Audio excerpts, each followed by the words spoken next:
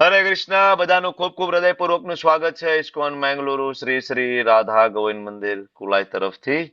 Bhagavad Gita level 1 18 અધ્યાય 18 દિવસ, જેમાં આજે આપણે ચર્ચા કરવા જઈ રહ્યા છે પાંચમો અધ્યાય કર્મ સંન્યાસ યોગ.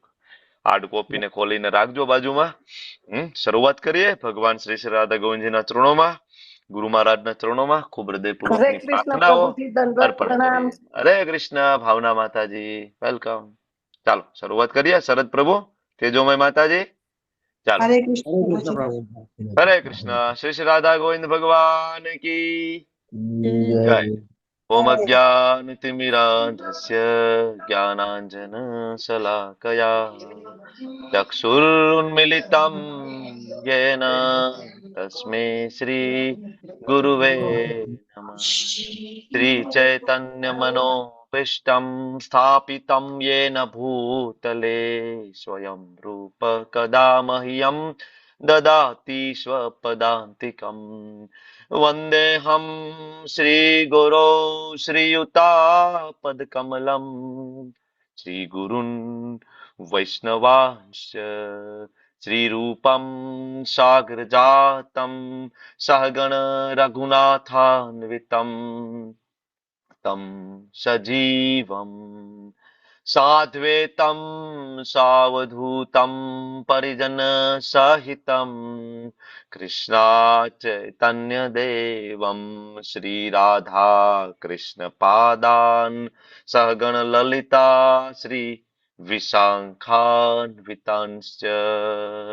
હે કૃષ્ણા કરુણા સિંધો दीनबन्धो जगत्पते गोपेश गोपिका कान्त राधा कान्त नमस्तुते. तप्त काञ्चन गौरांगी श्री राधे वृंदावनेश्वरी वृषभानुसुते देवी प्रणमामि हरिप्रिये. वाञ्छाकल्पतरुभ्यश्च कृपा सिन्धुभ्येव च पतितानां पावनेभ्यो वैष्णवेभ्यो नमो नमः. नमो विष्णुपादाय कृष्णपृष्ठाय भूतले श्रीमते भक्तिवेदान्त स्वामिन् इति नामिने. नमस्ते सारस्वते देवे गौरवाणी प्रचारिणे निर्विशेष शून्यवादी पाश्चात्यादेशतारिणे. जय श्री कृष्ण चैतन्य प्रभु नित्यानंद श्री अद्वैत गदाधर श्रीवासादि गौर भक्त वृंद. ચાલો માઇક ચાલુ કરો તમારા બધાના. હરે હરે કૃષ્ણ કૃષ્ણ હરે હરે કૃષ્ણ કૃષ્ણ કૃષ્ણ કૃષ્ણ કૃષ્ણ કૃષ્ણ હરે હરે હરે હરે હરે હરે રામ રામ હરે હરે રામ રામ રામ રામ રામ રામ હરે હરે હરે હરે. હરે હરે કૃષ્ણ. કૃષ્ણ હરે પ્રભુજી હરે કૃષ્ણ. કૃષ્ણ હરે હરે કૃષ્ણ. કૃષ્ણ કૃષ્ણ પ્રભુજી કૃષ્ણ હરે હરે કૃષ્ણ હરે. હરે કૃષ્ણ દરરોજ પ્રણામ. પ્રભુજી હરે દંડવત પ્રણામ. કૃષ્ણ.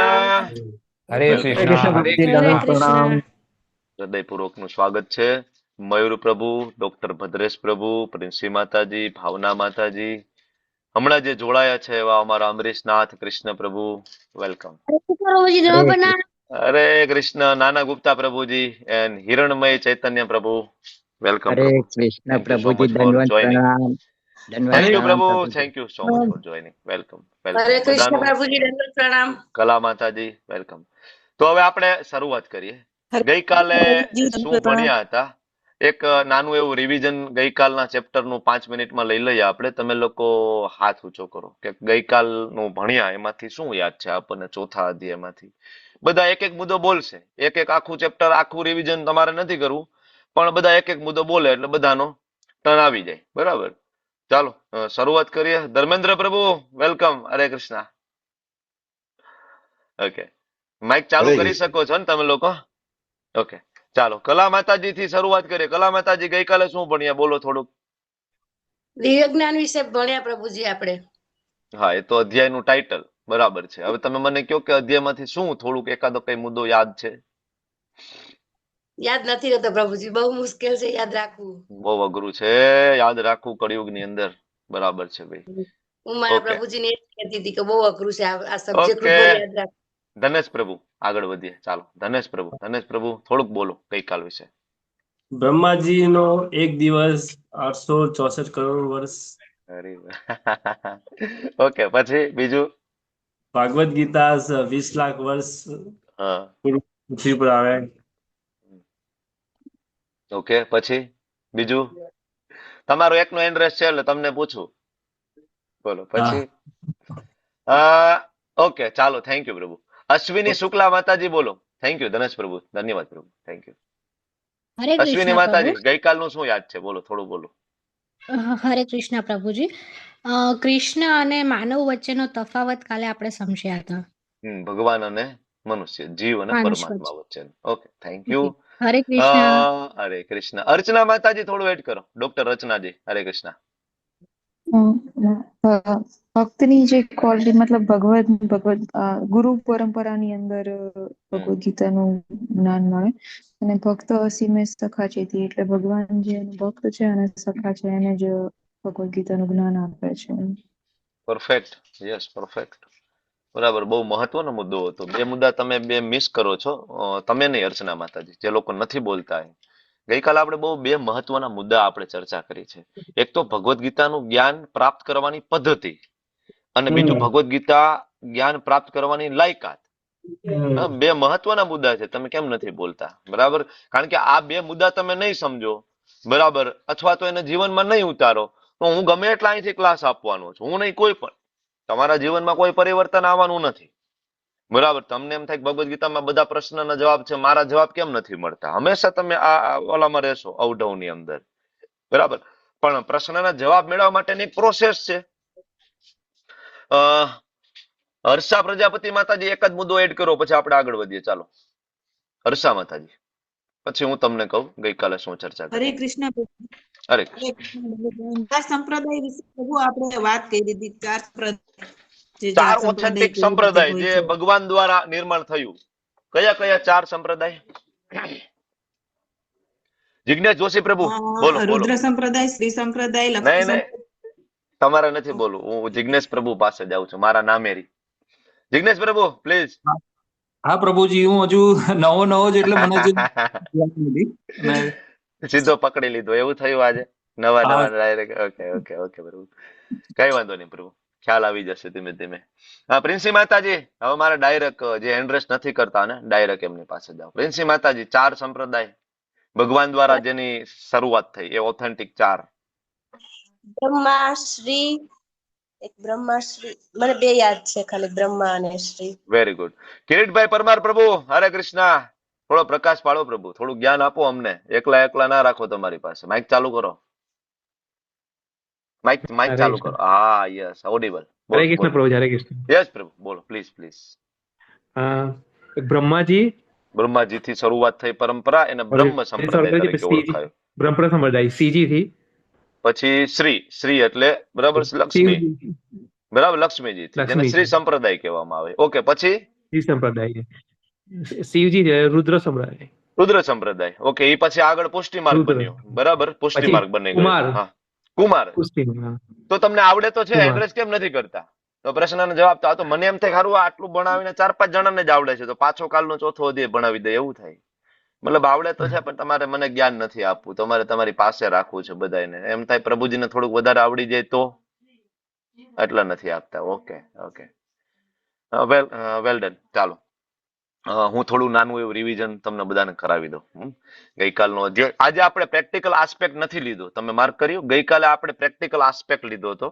એ એક તમને ભણાવવા માટેની એક પદ્ધતિ હતી કે ભગવદ ગીતાને કયા નજરિયાથી આપણે જોવાનું છે. એટલે હું દરેક વખતે તમને બધું નથી શીખડાવવાનો હું તમને એક દ્રષ્ટિ આપીશ કે આ રીતના ભગવદ ગીતાને આપણે જોવાનું છે. તો ગઈકાલે આપણે ત્રીજા અધ્યાયનો પ્રેક્ટિકલ આસ્પેક્ટ હરે કૃષ્ણ આ બંધ કરી દે દીપેશ્વરી. તો પ્રેક્ટિકલ આસ્પેક્ટ બરાબર આપણે જોયો હતો અને કોના માટે જોયો હતો યુથ માટે બરાબર જે સ્ટુડન્ટ છે એના માટે ભગવદ ગીતા કેમ કામ આવશે. તો ગઈકાલે શરૂઆતની 18 મિનિટ તો આપણે આ જ ચર્ચા કરી હતી. એની પહેલાના દિવસે પ્રેક્ટિકલ આસ્પેક્ટ જોયો તો બીજા અધ્યાયનો ને આપણે એવું હશે ને તો 18 દિવસ પૂરા થાય ને પછી આપણે ખાલી પ્રેક્ટિકલ આસ્પેક્ટ ઉપર ચર્ચા કરશું એક ચેપ્ટર કે પ્રેક્ટિકલ આસ્પેક્ટ શું છે for student, for adult, for girls, બરાબર, ફોર ગૃહિણી, ફોર બિઝનેસમેન. એના ઉપર આપણે એવું હશે તો બરાબર કંઈક અલગ સેશન રાખીને ચર્ચા કરશું. ઓકે, તો ગઈકાલનો જે અધ્યાયનું નામ દિવ્ય જ્ઞાન, અને જેવું અધ્યાયનું નામ એવું જ્ઞાન આપણને પ્રાપ્ત થયું. અત્યાર સુધી આપણને એવું હતું ભગવદ્ ગીતા 5000 વર્ષથી છે. 5000 વર્ષ પહેલા ભગવદ્ ગીતા નહોતી. બરાબર ને? ગમે એને પૂછો, જનરલી તમને આન્સર કેવો મળશે તો કે 5200 વર્ષ, 5400 વર્ષ, 5000 વર્ષ. આનાથી ઉપરનું થિંકિંગ નથી. શું કામ? કારણ કે આપણને કોઈને ચોથા અધ્યાયનો પહેલો શ્લોક આપણને કોઈ શીખડાયો જ નહીં અત્યાર સુધીમાં. જ્યારે ચોથા અધ્યાયના પહેલા શ્લોકમાં ભગવાને એવું કીધું કે ભાઈ આ જ્ઞાન તમે વિવસ્વાનને પહેલા આપ્યું, વિવસ્વાને મનુને આપ્યું, મનુએ ઈશ્વાકુ મહારાજને આપ્યું. અરે ઈશ્વાકુ મહારાજ તો રામચંદ્રજીના પૂર્વજ છે, ત્રેતા યુગમાં થઈ ગયા. જેનો મતલબ એવો થયો કે ઈશ્વાકુ મહારાજને ભગવદ્ ગીતાનું જ્ઞાન હતું. રામચંદ્રજીના પૂર્વજને પણ ત્રેતા યુગમાં પણ ભગવદ્ ગીતા હતી, એ પ્રૂવ થયું. બરાબર. તો 5000 વર્ષથી નહીં, પણ આપણે કેલ્ક્યુલેશન ગઈકાલે કરીને જોયું કે આ ધરતી ઉપર 20 લાખ વર્ષથી છે. વિવસ્વાન અલગ ગ્રહ ઉપર હતા, એકચ્યુઅલી સૂર્ય ગ્રહ ઉપર. ભગવાને ત્યાં જઈને પણ આપી છે અલગ ગ્રહ ઉપર. બરાબર. હવે એનું કેલ્ક્યુલેશન કરીએ તો 12 કરોડ વર્ષ. બરાબર. આ ચર્ચા આપણે ગઈકાલે કરી ચૂક્યા છીએ. જ્ઞાન મેળવવાની પદ્ધતિ કઈ? તો કે પરંપરા. ઓથેન્ટિક 4 યુનિવર્સિટી ભગવાન દ્વારા બનાવવામાં આવી. કઈ 4 યુનિવર્સિટી? બ્રહ્મ, શ્રી, રુદ્ર, કુમાર. ગઈકાલે પ્રેક્ટિકલ એક્ઝામ્પલ જોયું હતું ને. આપણે બાળકનું એડમિશન લેવું હોય તો આપણે પહેલા પૂછીએ કે ભાઈ આ કોલેજ છે, યુનિવર્સિટી માન્ય છે કે નહીં. તો એમ તમારે ભગવદ્ ગીતા શીખવી હોય તો પહેલા તમને પ્રશ્ન થવો જોઈએ કે આ જે કઈ ટીચર આવે છે, ભણાવે છે, યુનિવર્સિટી માન્ય પ્રોફેસર છે કે નહીં. બરાબર. તો જ એ જ્ઞાન છે એ એડલ્ટરેટેડ નહીં હોય, નહીતર એની અંદર ભેળસેળ હશે. મને જે ગમશે એ. કારણ કે સિલેબસ કોણ આપે? યુનિવર્સિટી. બરાબર. મારે એને ફોલો કરવાનો છે. યુનિવર્સિટી કઈ? તો કે બ્રહ્મ મધ્વ. મને જે કહે છે એમ ફોલો કરવા. મારે મારું એડ કરવાનું નથી. ધેટ ઇઝ પરંપરા. અચ્છા, પરંપરા તો સમજાઈ ગયું, પણ કોણ ભગવદ્ ગીતા શીખી શકે? એની લાયકાત શું? ડોક્ટર બનવું હોય તો 12મું સાયન્સ કરવું પડે. That is compulsory. કોઈ એમ કે હું આર્ટ્સ ને કોમર્સ કરીને હું સર્જન બની જાઉં, તો ભારતની અંદર તો એવું કોઈ પદ્ધતિ છે નહીં, શક્ય નથી. બરાબર ને? સાયન્સ કરવું કમ્પલસરી. બરાબર. સેમ વે તમારે ભગવદ્ ગીતા સમજવી છે, શીખવી છે, તો એની લાયકાત છે ભક્તો અસીમે સખા ચેતી. તમારે શરણાગતિ લેવી જ પડશે. બરાબર. જે ટીચર છે એની. ટીચર અહીંયા કોણ છે? કૃષ્ણ. બરાબર. તમારે એની પાસે શરણાગતિ તમારે શીખવી જ પડશે કે નહીં, આઈ એમ સરેન્ડર ટુ યુ. કાર્પણ્ય દોષો પહટ સ્વભાવ, તો શીખી શકશો. બરાબર. અર્જુને પૂછ્યું કે ભાઈ તમે વિવસ્વાને કેવી રીતના જ્ઞાન આપ્યું હતું? તમે તો આપણે બે એક સેમ એજ ના છીએ. પછી ભગવાને પોતાના વિશે કીધું કે હું કોણ છું? અર્જુન, મારો કોઈ જન્મ નથી. તને એવું લાગે હું તારી સાથે મોટો થયો? હું પરમ બ્રહ્મ છું, હું ભગવાન છું. મારો કોઈ જન્મ નથી. અજો અપી સન હવે આત્મા ભૂતાનામ ઈશ્વરો અપી સન. અરે હું તો બધા જ ભૂતોનો ઈશ્વર છું. બધા જ જીવો, બ્રહ્માથી લઈને કીડી, આ બધાનો ઈશ્વર હું છું. ભગવાને આવું કીધું. ક્યારે ભગવાન આવશે, ભગવાન આવે એના જાણવાના ફાયદા શું, આ બધી ચર્ચા આપણે ગઈકાલે કર્યા. બરાબર. હવે આજનો જે અધ્યાય છે એ અધ્યાયનું નામ છે કર્મ સંન્યાસ યોગ. બરાબર. આજના અધ્યાય તરફ આપણે આગળ વધીએ. તો હું તમને પહેલેથી એક કનેક્શન બેસાડીને સમજાવું કે જો પહેલો અધ્યાય એની અંદર શું થયું તો કે ભાઈ યુદ્ધની સામે સામે, બરાબર, એક બાજુ પાંડવો એક બાજુ કૌરવો ઊભા છે અને સૈન્ય નિરીક્ષણ ચાલુ થયું. દુર્યોધને જોયું, દુર્યોધન ભયભીત થઈ ગયો અને એને સૈન્ય નિરીક્ષણ કર્યું, ગુરુનું અપમાન કર્યું. બરાબર. અને સેના નિરીક્ષણ કર્યું, થોડાક નામ લીધા, વિકર્ણ, બરાબર, કૃતવર્મા, બરાબર, પછી ઘણા બધા વોટેવર. પછી બરાબર અર્જુનને અને એને શંખ ફૂક્યો. અને પછી અર્જુને ભગવાને કીધું કે ભગવાન રથ વચ્ચે લઈ લો. ભગવાને રથ વચ્ચે લીધો અને જેવું અર્જુન એના રિલેટિવને જોયું ને તો અર્જુન વિષાદમાં પડી ગયા. અર્જુન કે હું યુદ્ધ નહીં કરું. તો કે કેમ? તો કે કરુણા, કોઈ આનંદ નથી, પાપનો ભય, બરાબર, પરંપરાનો નાશ અને અનિર્ણયતા. આવા 5 કારણ અર્જુને ભગવાનની સામે મૂકી દીધા. આ 5 ફિલોસોફી છે એકચ્યુઅલી. બરાબર. અને ત્યાં અધ્યાય તમારો પેલો પૂરો થઈ ગયો. બીજા અધ્યાયની શરૂઆત થઈ તો એ 5 પ્રશ્નોના જવાબ ભગવાન આપી દીધા. બરાબર.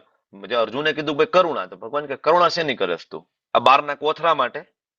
બરાબર. તો આ તો નાશવંત છે. તું નહીં મારે તો તને શું લાગે છે કે ભીષ્મદેવ ને એ બધા મરવાના જ નથી? દ્રોણ ને કોઈ દિવસ મરવાના કન્ફર્મ છે. બરાબર. તો ધર્મ માટે તો યુદ્ધ કરવું પડશે. યુ આર ક્ષત્રિય. બરાબર. આપણા શરીર નથી, આપણા આત્મા છે. પેલી ફિલોસોફી ભણી ગયા. બરાબર. આમ કરીને 5 પ્રશ્નના 5 જવાબ, એટલે બીજો અધ્યાય પૂરો થઈ ગયો. પણ પ્રોબ્લેમ એ થયો બીજો અધ્યાયમાં ભગવાને બધું એક સાથે આપી દીધું. બરાબર. બીજા અધ્યાયમાં ક્યાંય ક્લિયર કટ ભગવાને એવો આન્સર અર્જુનને નહોતો આપ્યો કે યુદ્ધ કરવાનું કે નહીં કરવાનું. આપ્યો છે પણ તમને ના સમજાણો, મને ના સમજાણો. એમ અર્જુન ના સમજવાનો દોડ કરી રહ્યા છે, મને ના સમજાણો. તો ત્રીજા અધ્યાયમાં અર્જુન શું પૂછ્યું કે ભગવાન બરાબર છે, મેં પ્રશ્ન પૂછ્યો, બીજા અધ્યાયમાં તમે બધું સાથે કહી દીધું, હું ત્રીજા અધ્યાયમાં હું ફરીથી તમને કહું, મારે કરવાનું શું?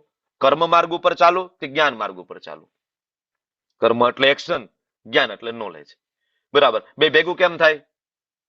બરાબર, આપણો પ્રશ્ન યાદ છે ને પ્રભુજી? તમે એમ કહો ભગવદ્ ગીતા વાંચો, શાસ્ત્ર વાંચો, અમે તો બિઝનેસ કરીએ, અમે જોબ કરીએ, અમે સ્ટુડન્ટ છીએ, હવે અમારે કર્મય કરવાનું હોય ને. બરાબર, આપણે કઈ સાધુ તો નથી, સંન્યાસી વૈરાગી પૂરું. બરાબર, તો આપણે કર્મ કરવાનું, જોબ બિઝનેસ. તમે કહો છો કે ભાઈ શાસ્ત્ર વાંચો, જ્ઞાને પ્રાપ્ત કરો અને કર્મય કરો. તો અર્જુને પાછો એ પ્રશ્ન પૂછ્યો, એના જવાબમાં ભગવાને ત્રીજું અધ્યાય કર્મયોગ આપી દીધું. અને ત્રીજા અધ્યાયમાં ભગવાને શું કીધું?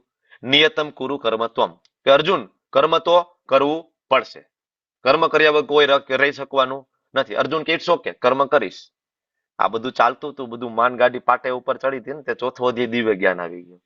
દિવ્ય જ્ઞાન ની અંદર ભગવાને જ્ઞાન યોગ આપી દીધો આખા અધ્યાયની અંદર.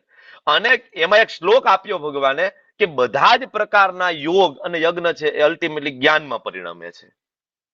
અર્જુન કે તો અહીંયા તો તમે જ્ઞાનને શ્રેષ્ઠ બતાવો છો, ત્રીજા અધ્યાયમાં કર્મયોગને શ્રેષ્ઠ બતાવો છો. તો મારો પ્રશ્ન તો પાછો એને જ ઉભો રહી ગયો ને, કે કર્મયોગમાં આગળ વધુ કે જ્ઞાન યોગમાં આગળ વધુ? સેમ કન્ફ્યુઝન ક્રિએટ થયું હોય એવો અર્જુન દોડ કરી અને આજનો અધ્યાયની શરૂઆત થશે. એટલે આજનો અધ્યાય છે કૃષ્ણ ભાવનાયુક્ત કર્મયોગ અથવા તો કર્મ સંન્યાસ યોગ. આજનો અધ્યાય ઉપરથી આપણને ખબર પડશે કે કોણ સંન્યાસ લઈ શકે. આજના અધ્યાય ઉપરથી એ ખબર પડશે કે સંન્યાસ લીધા વગર આ ભૌતિક જગતમાં રહીને, ગૃહસ્થ આશ્રમમાં રહીને, બરાબર, બાળકો મોટા કરતા કરતા એવું કર્મ કરી શકાય કે જેનાથી સંન્યાસીઓને જે ગતિ પ્રાપ્ત થાય એ જ ગતિ આપણને પ્રાપ્ત થાય. એટલે આ અધ્યાયનું નામ કર્મ સંન્યાસ યોગ છે. બરાબર. બીજું, આ અધ્યાય જે કર્મયોગ છે એને હજી તમે એક રીતના વ્યાખ્યાયિત કરી શકો કે ત્રીજો અધ્યાય કર્મયોગ, એની અંદર ચોથો અધ્યાય દિવ્ય જ્ઞાનને જ્યારે મિક્સ કરો અને જે જ્ઞાન પ્રાપ્ત થાય એ પાંચમો અધ્યાય છે. ત્રીજો અધ્યાય પ્યોર કર્મયોગ છે, ચોથો અધ્યાય છે દિવ્ય જ્ઞાન છે. ત્રીજા અધ્યાયમાં શું કીધું કે અર્જુન કર્મ કરવાનું છે, પણ કોના માટે? યજ્ઞ અર્થાત કર્મણો અન્યત્ર, મારા માટે. અને ચોથા અધ્યાયમાં ભગવાન કોણ છે એનું આપણને વાત કરી. તો ભગવાનને ઓળખો અને ભગવાન માટે કર્મ કરો, આ બે વસ્તુને મિક્સ કરો એટલે પાંચમો અધ્યાય. હકીકતે આ બે રસ્તા જુદા જુદા નથી. કર્મનો માર્ગ અને જ્ઞાનનો માર્ગ જુદા જુદા નથી. આજ આપણે સમજવાનું છે. એટલે આ અધ્યાયનું નામ છે કર્મયોગ, કૃષ્ણ ભાવના યુક્ત કર્મયોગ. હવે આ તો એ જ શીખડાવી શકે કે જેને આ કર્યું હોય. બરાબર, જેને દરેક કાર્યના સેન્ટરમાં કૃષ્ણને મૂકી અને દરેક કર્મને કર્મયોગ બનાવ્યો હોય એ વ્યક્તિ એટલે શ્રી પ્રભુપાદજી.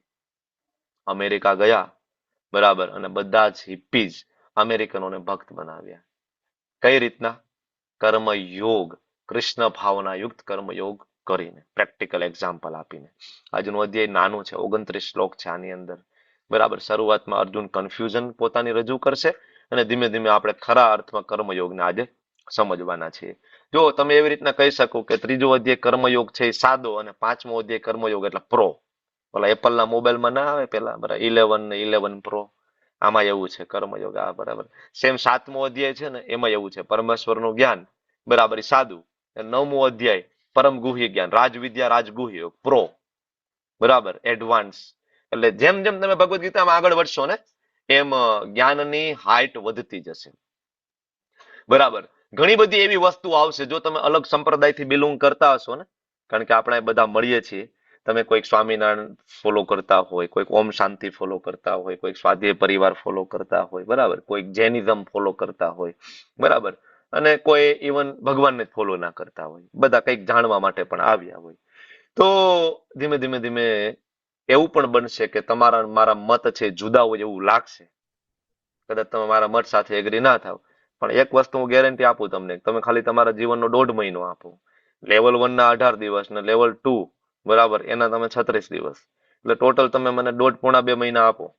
બરાબર, પછી તમારા કોઈ પ્રશ્ન રહે તો પછી આપણે મળીશું. કોઈ કન્ફ્યુઝન રહે તો ફિલોસોફિકલ એંગલથી અને લોજિકલ બંને રીતના. એવું નહીં લખ્યું છે એટલે માનવાનું છે, લોજિકલી પણ આપણે જોઈશું. ઓકે, તો આ અધ્યાયની જે શરૂઆત થઈ અર્જુનના મૂંઝવણથી થઈ છે. પણ આની પહેલા આ શરૂઆત કરતા મારે તમને એક બીજો વિષય સમજાવવો છે. અને એ વિષય શું છે? ગઈકાલે એક શ્લોક આવ્યો હતો, ખબર છે? જન્મ કર્મ ચ મે દિવ્યમ एवं यो वेति तत्वतः त्यक्ता देहम पुनर्जन्म नैति मामेति सोऽर्जुन. મતલબ ભગવાનનો જન્મ અને ભગવાનનું કર્મ જાણી લે તો ફરીથી જન્મ નથી થતો. તો ફરીથી જન્મ નથી થતો તો ક્યાં જઈએ છીએ? ક્યાં જઈએ છીએ? ફરીથી જન્મ નથી થતો તો ક્યાં જઈએ છીએ આપણે? ઘણા એમ કે ભાઈ નિરાકારમાં પડી ગયા, ઘણા એમ કે બ્રહ્મમાં લીન થઈ ગયા, ઘણા એમ કે પરમાત્મામાં પડી ગયા, ઘણા એમ કે સ્વર્ગમાં ગયા. આપણને તો એકચ્યુઅલી આ જે ક્રિએશન છે એ ખબર નથી, એટલા માટે આપણે આવી વાતો કરીએ છીએ. તો આજે તમે સીટ બેલ્ટ બાંધી લો. હું તમને એવી જગ્યાએ લઈ જવા માંગુ છું કે જ્યાં આપણું ઓરિજિનલ એડ્રેસ છે. તમારું ને મારું જે અત્યારનું જે એડ્રેસ છે ને ટેમ્પરરી એડ્રેસ છે, બરાબર, ટેમ્પરરી. અને આ એડ્રેસ આપણે વારંવાર બદલાવ્યું છે. એ તો અત્યારે આપણે ભારતમાં જન્મ લીધો છે એટલે આપણે ભારતીય છીએ. આની પહેલા કદાચ આપણે અમેરિકામાં જન્મ લીધો હશે, આપણે અમેરિકન હોઈશું. એની પહેલા ક્યાંક જાપાનમાં જન્મ લીધો હશે, આપણે જાપાનીઝ હોઈશું. એની પહેલા આપણે બરાબર કૂતરાની ભૂંડડાની યોનિમાં પણ હઈશું. કારણ કે આપણે 84 લાખ યોનિમાંથી વારંવાર ઉત્ક્રાંતિ થઈને આપણે અહીંયા આવ્યા છીએ. પણ આપણું ઓરિજિનલ એડ્રેસ કયું છે? ચાલો તમને બધાને લઈ જાઉં શાસ્ત્રના રેફરન્સ, શ્રીમદ ભાગવત મહાપુરાણ સાથે બ્રહ્મ સંહિતા, બરાબર, પદ્મપુરાણ, લઘુ ભાગવતામૃત, બરાબર. આ બધી જગ્યાએથી આનો એક્ઝેક્ટ પરફેક્ટ રેફરન્સ મળે અને રેફરન્સ દ્વારા એક સરસ મજાનું આપણે સમજી શકીએ એ મુજબનું પિક્ચર, એને કહેવાય Golok chart. Is it visible? બરાબર. ગોલોક ચાર્ટ દેખાય છે તમને લોકોને? હા ના કહેવું એટલે હું આગળ વધું. હા પ્રભુજી દેખાય છે. હા પ્રભુજી દેખાય હા છે. પ્રભુજી દેખાય છે. પહેલા હું તમને ઉપરથી સમજાવું છું, પછી હું તમને અંદર ડેપ્થમાં લઈ જાઉં છું. બરાબર. પહેલા આ ઉપર જે તમને ગુલાબી કલરનું જે કમળ દેખાય છે ઘણી બધી પાંદડી વાળું, એ ગોલોક ધામ છે, જે ભગવાન શ્રી કૃષ્ણ શ્રીમતી રાધારાણી સાથે રહે છે. એનું ઓરિજિનલ એડ્રેસ છે.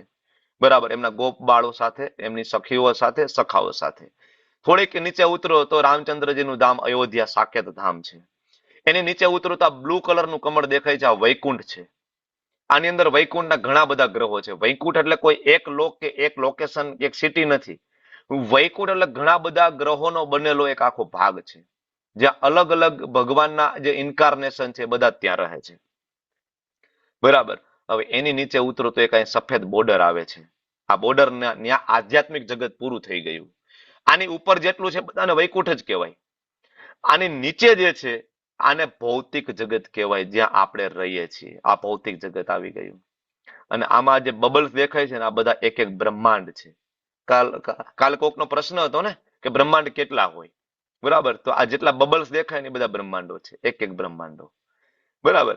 તો આ મોટું મોટું. હવે હું તમને ફરીથી ઉપર લઈ જાઉં કે સૌ પ્રથમ આપણે અહીંયા હતા. ક્યાં? ભગવાન સાથે. હું ઝૂમ કરું છું. આપણું ઓરિજિનલ એડ્રેસ છે, શાસ્ત્રમાં જે આપ્યું છે. અહીંયા આપણે હતા અને આપણે ભગવાનથી ઈર્ષા કરી કે ભાઈ મારે ભગવાન બનવું છે, મતલબ મારે ભોગવવું છે. તમે એક જ કેમ ભોગતા છો? મારે ભોગવવું છે. જેમ કે પ્રાઇમ મિનિસ્ટર હોય, એની પાછળ લાલ લાઇટ વાળી ગાડી હોય, બરાબર, અને સાથે હથિયાર બંધ, બરાબર, બધા લોકો હોય એની સાથે. ઓકે. હવે પ્રાઇમ મિનિસ્ટર નો દીકરો એમ કે નહીં પપ્પા તમારી આગળ કેમ લાલ લાઇટ વાળી ગાડી? એ તો પપ્પા પ્રાઇમ મિનિસ્ટર છે એની પાસે હોય, પ્રેસિડેન્ટ હોય એની પાસે હોય. બરાબર. નહીં મારી પાસે હોવી જોઈએ, મારી પાસે લાલ લાઇટ વાળી ગાડી હોવી જોઈએ. પોસિબલ નથી. પણ પપ્પા શું કે હવે જીદ કરી છે, ચાલ તને ગાડી લઈ દઉં, હાલ તારી સ્કોર્પિયો. બરાબર. જીદ પકડી. Same way. બરાબર. આપણે ભગવાન સાથે હતા, આપણે ભગવાન સાથે જીદ કરી છે. આપણે બધા ભગોળા છીએ. એકચ્યુઅલી શાસ્ત્રમાં આપણા માટે શબ્દ વાપર્યું છે ભગોળા. ભગવાનની સેવામાંથી આપણે ભાગી ગયા છીએ. બરાબર. એટલે શ્રીમદ ભાગવતમ સ્કંદ બીજો, ત્યાં ભગવાનને ત્રિપાદ વિભૂતિ કીધા છે. એકચ્યુઅલી આ ભૌતિક જગત બહુ નાનું છે. આપણને એમ લાગે ને બહુ મોટું છે, નાનું છે. આધ્યાત્મિક જગત છે 3 ગણું છે, 75%. આપણે અહીંયા હતા. આપણે ઈચ્છા કરી કે નહીં મારે ભોગવવું છે. ભગવાને પોતાના સૌ પ્રથમ જમણા હાથમાંથી પહેલો વિસ્તાર કર્યો બલદેવજી, બલરામ, બરાબર, અને એમના ડાબા હાથમાંથી શ્રીમતી રાધારાણીનો વિસ્તાર થયો. આ ત્રણેયમાં કોઈ તફાવત નથી. બલરામજી, રાધારાણી, વચ્ચે કૃષ્ણ. બલરામજી માંથી સૌ પ્રથમ ચતુર્વ્યુહનો વિસ્તાર થયો, જેને સંકર્ષણ, પ્રદ્યુમ્ન, અનિરુદ્ધ અને વસુદેવ કહેવાય. પ્રથમ ચતુર્વ્યુહ. પ્રથમ ચતુર્વ્યુહમાંથી દ્વિતીય ચતુર્વ્યુહ આવ્યો અને એમાંથી સંકર્ષણ, અનિરુદ્ધ, પ્રદ્યુમ્ન અને વસુદેવ એ જ આગળ રામચંદ્રજી, ભરતજી, લક્ષ્મણજી અને શત્રુઘ્નજી બનીને આવ્યા. સેકન્ડ ચતુર્વ્યુહ. થોડું ઉપરથી જાય તો કઈ ચિંતા કરવાની નથી. લેવલ 1 વારંવાર ચાલે છે, વારંવાર સાંભળવાનું છે. કારણ કે ક્રિએશન, મૈત્રેય મુનિ એમ કે છે ભાગવતમની અંદર કે હું સંપૂર્ણપણે સમજાવી શકવા માટે સમર્થ નથી. શ્રીમદ ભાગવતમ કેન્ટો 3 આ હું તમને ક્રિએશન સમજાવું ખાલી 10-15 મિનિટમાં, 20 મિનિટમાં.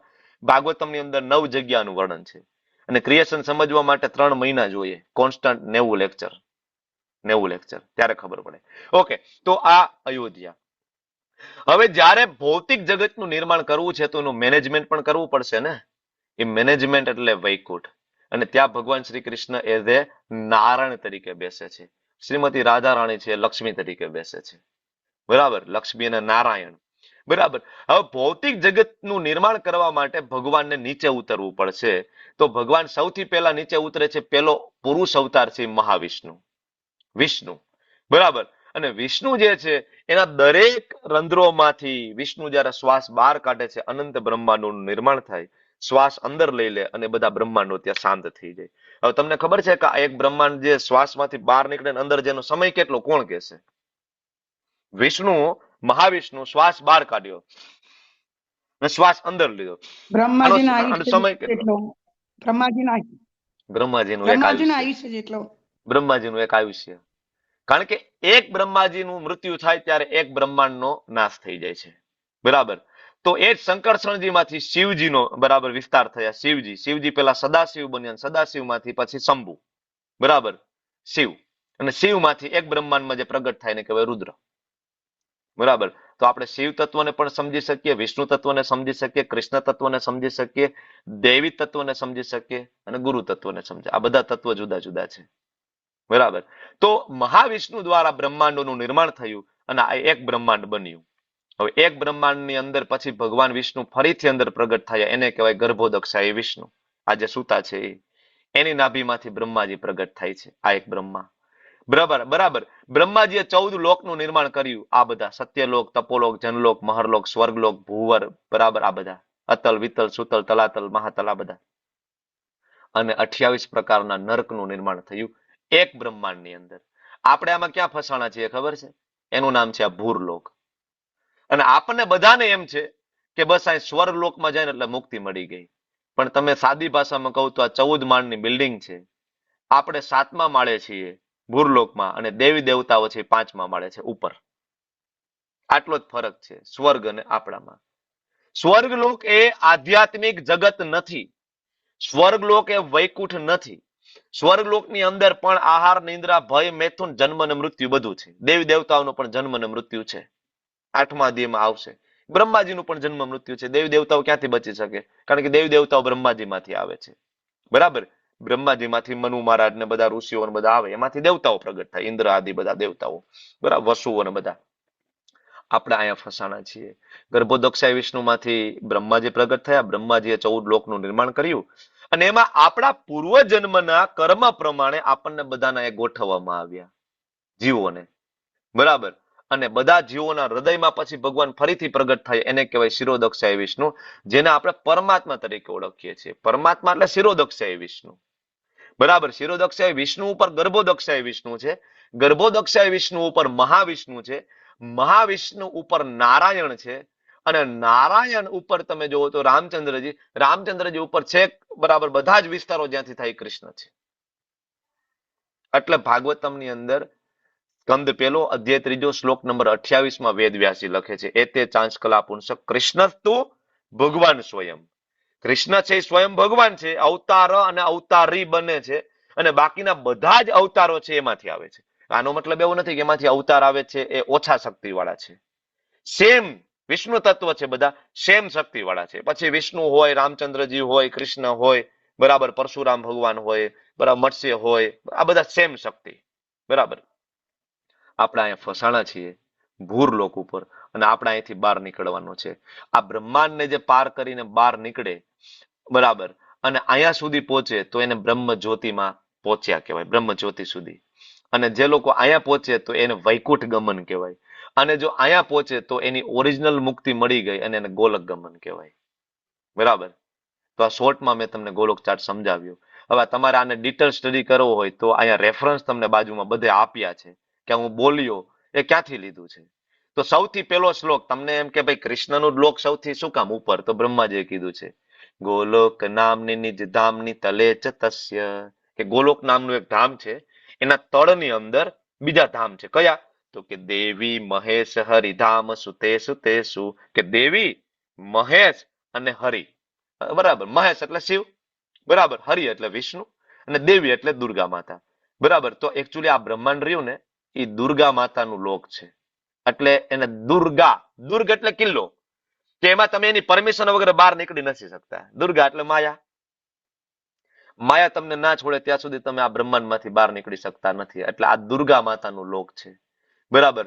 અને એ અહીંથી આગળ બહાર નીકળો તો આ શિવજીનું લોક છે, ત્યાંથી આગળ જાવ તો વિષ્ણુ લોક છે, હરિ, બરાબર. કારણ કે આ રાધા કૃષ્ણ જે છે ગોલોકમાંથી વિસ્તાર કરે વૈકુંઠમાં લક્ષ્મીનારાયણ તરીકે, વિસ્તાર કરે પોતાનો શિવલોકની અંદર શિવ અને પાર્વતી તરીકે, વિસ્તાર કરે પોતાનો આ જગતની અંદર, એ જ રાધા રાણીની શક્તિથી પ્રગટ થાય દુર્ગા તરીકે, અને અહીંયા એ શિવ પ્રગટ થાય રુદ્ર તરીકે.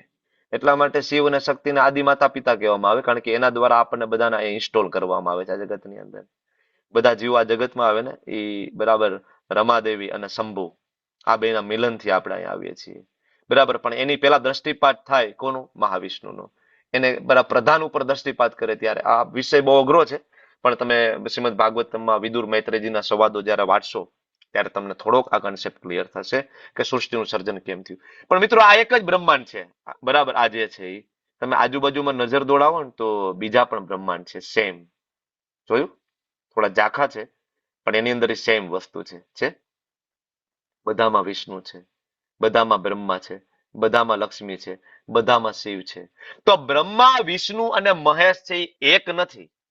દરેક બ્રહ્માંડની અંદર બ્રહ્મા વિષ્ણુ અને મહેશ છે, દરેક બ્રહ્માંડમાં, બરાબર. કારણ કે એ ત્રણેય ગુણના અધિષ્ઠાતા દેવ છે, અને જે અલ્ટિમેટ મેનેજરિયલ જે પોસ્ટ કહેવાય ને એ ત્રણેયના હાથમાં છે.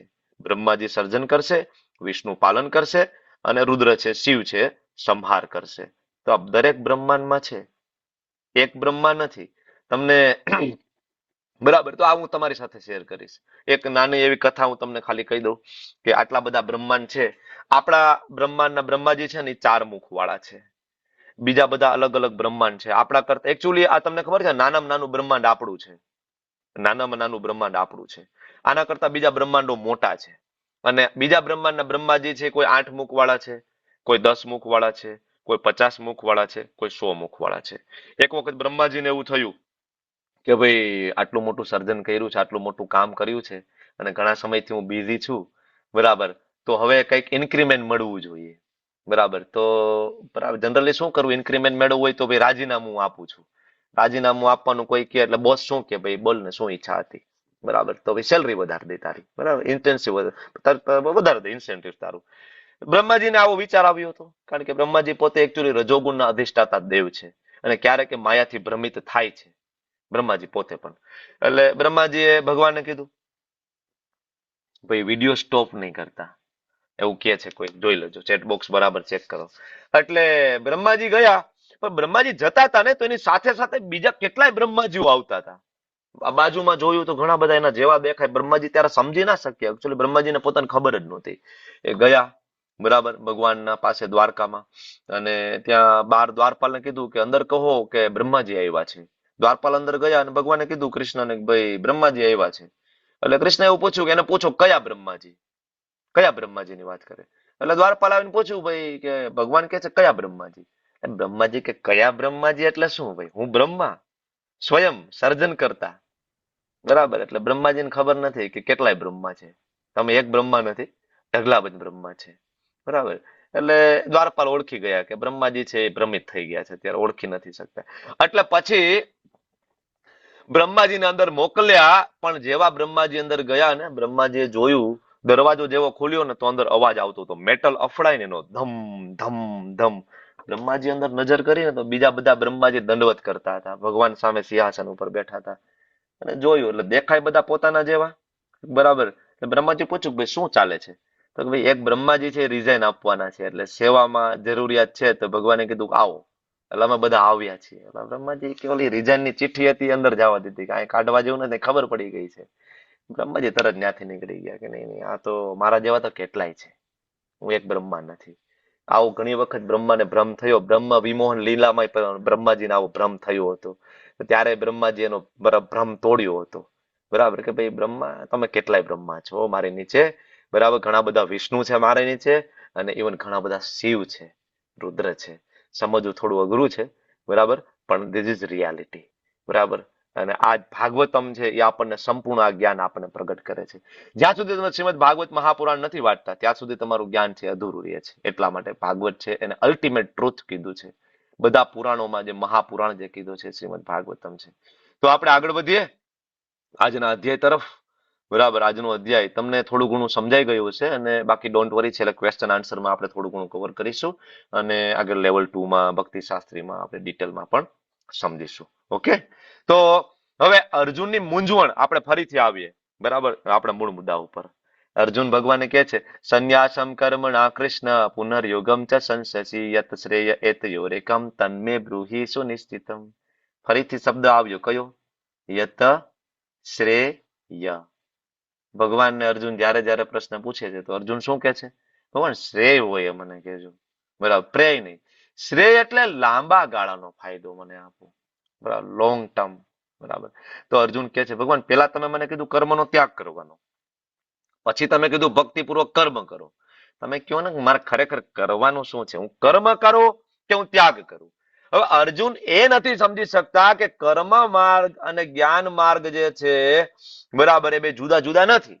જ્ઞાન પ્રાપ્ત કરીને જ કર્મ કરવાનું છે, બરાબર. એક પ્રેક્ટિકલ એક્ઝામ્પલ આપું કે કોઈ વ્યક્તિ ડોક્ટર બને તો પેલા શું કરે? જ્ઞાન પ્રાપ્ત કરે, અને પછી શું કરે? ઓપરેશન કરે, બરાબર. જ્ઞાન પ્રાપ્ત કરીને કર્મ કરવાનું છે, એને જ સાચો કર્મયોગ કીધો છે. હવે ધારો કે ખાલી કોઈ કર્મ કરશે અને એની પાસે જ્ઞાન નહીં હોય, બરાબર. ધારો કે કોઈ એમ કહેશે કે ભાઈ હું તમારું ઓપરેશન કરી દઉં, તો તમે પેલા પ્રશ્ન પૂછશો ભાઈ ક્યાં ભણ્યા? ભાઈ તો યુટ્યુબમાં ભણી લીધું થોડું ઘણું, એપેન્ડિક્સ મને આવડી ગયું, યુટ્યુબમાં જોયું. અચ્છા, તમે ભાઈ એમબીબીએસ, MS, સર્જરી ના એ નથી ભણ્યું, તો તમે એની પાસે ઓપરેશન કરાવશો કે નહીં કરાવો? કરાવશો કે નહીં કરાવો ને? નહીં કરો. શું કામ? એને જ્ઞાન નથી લીધું.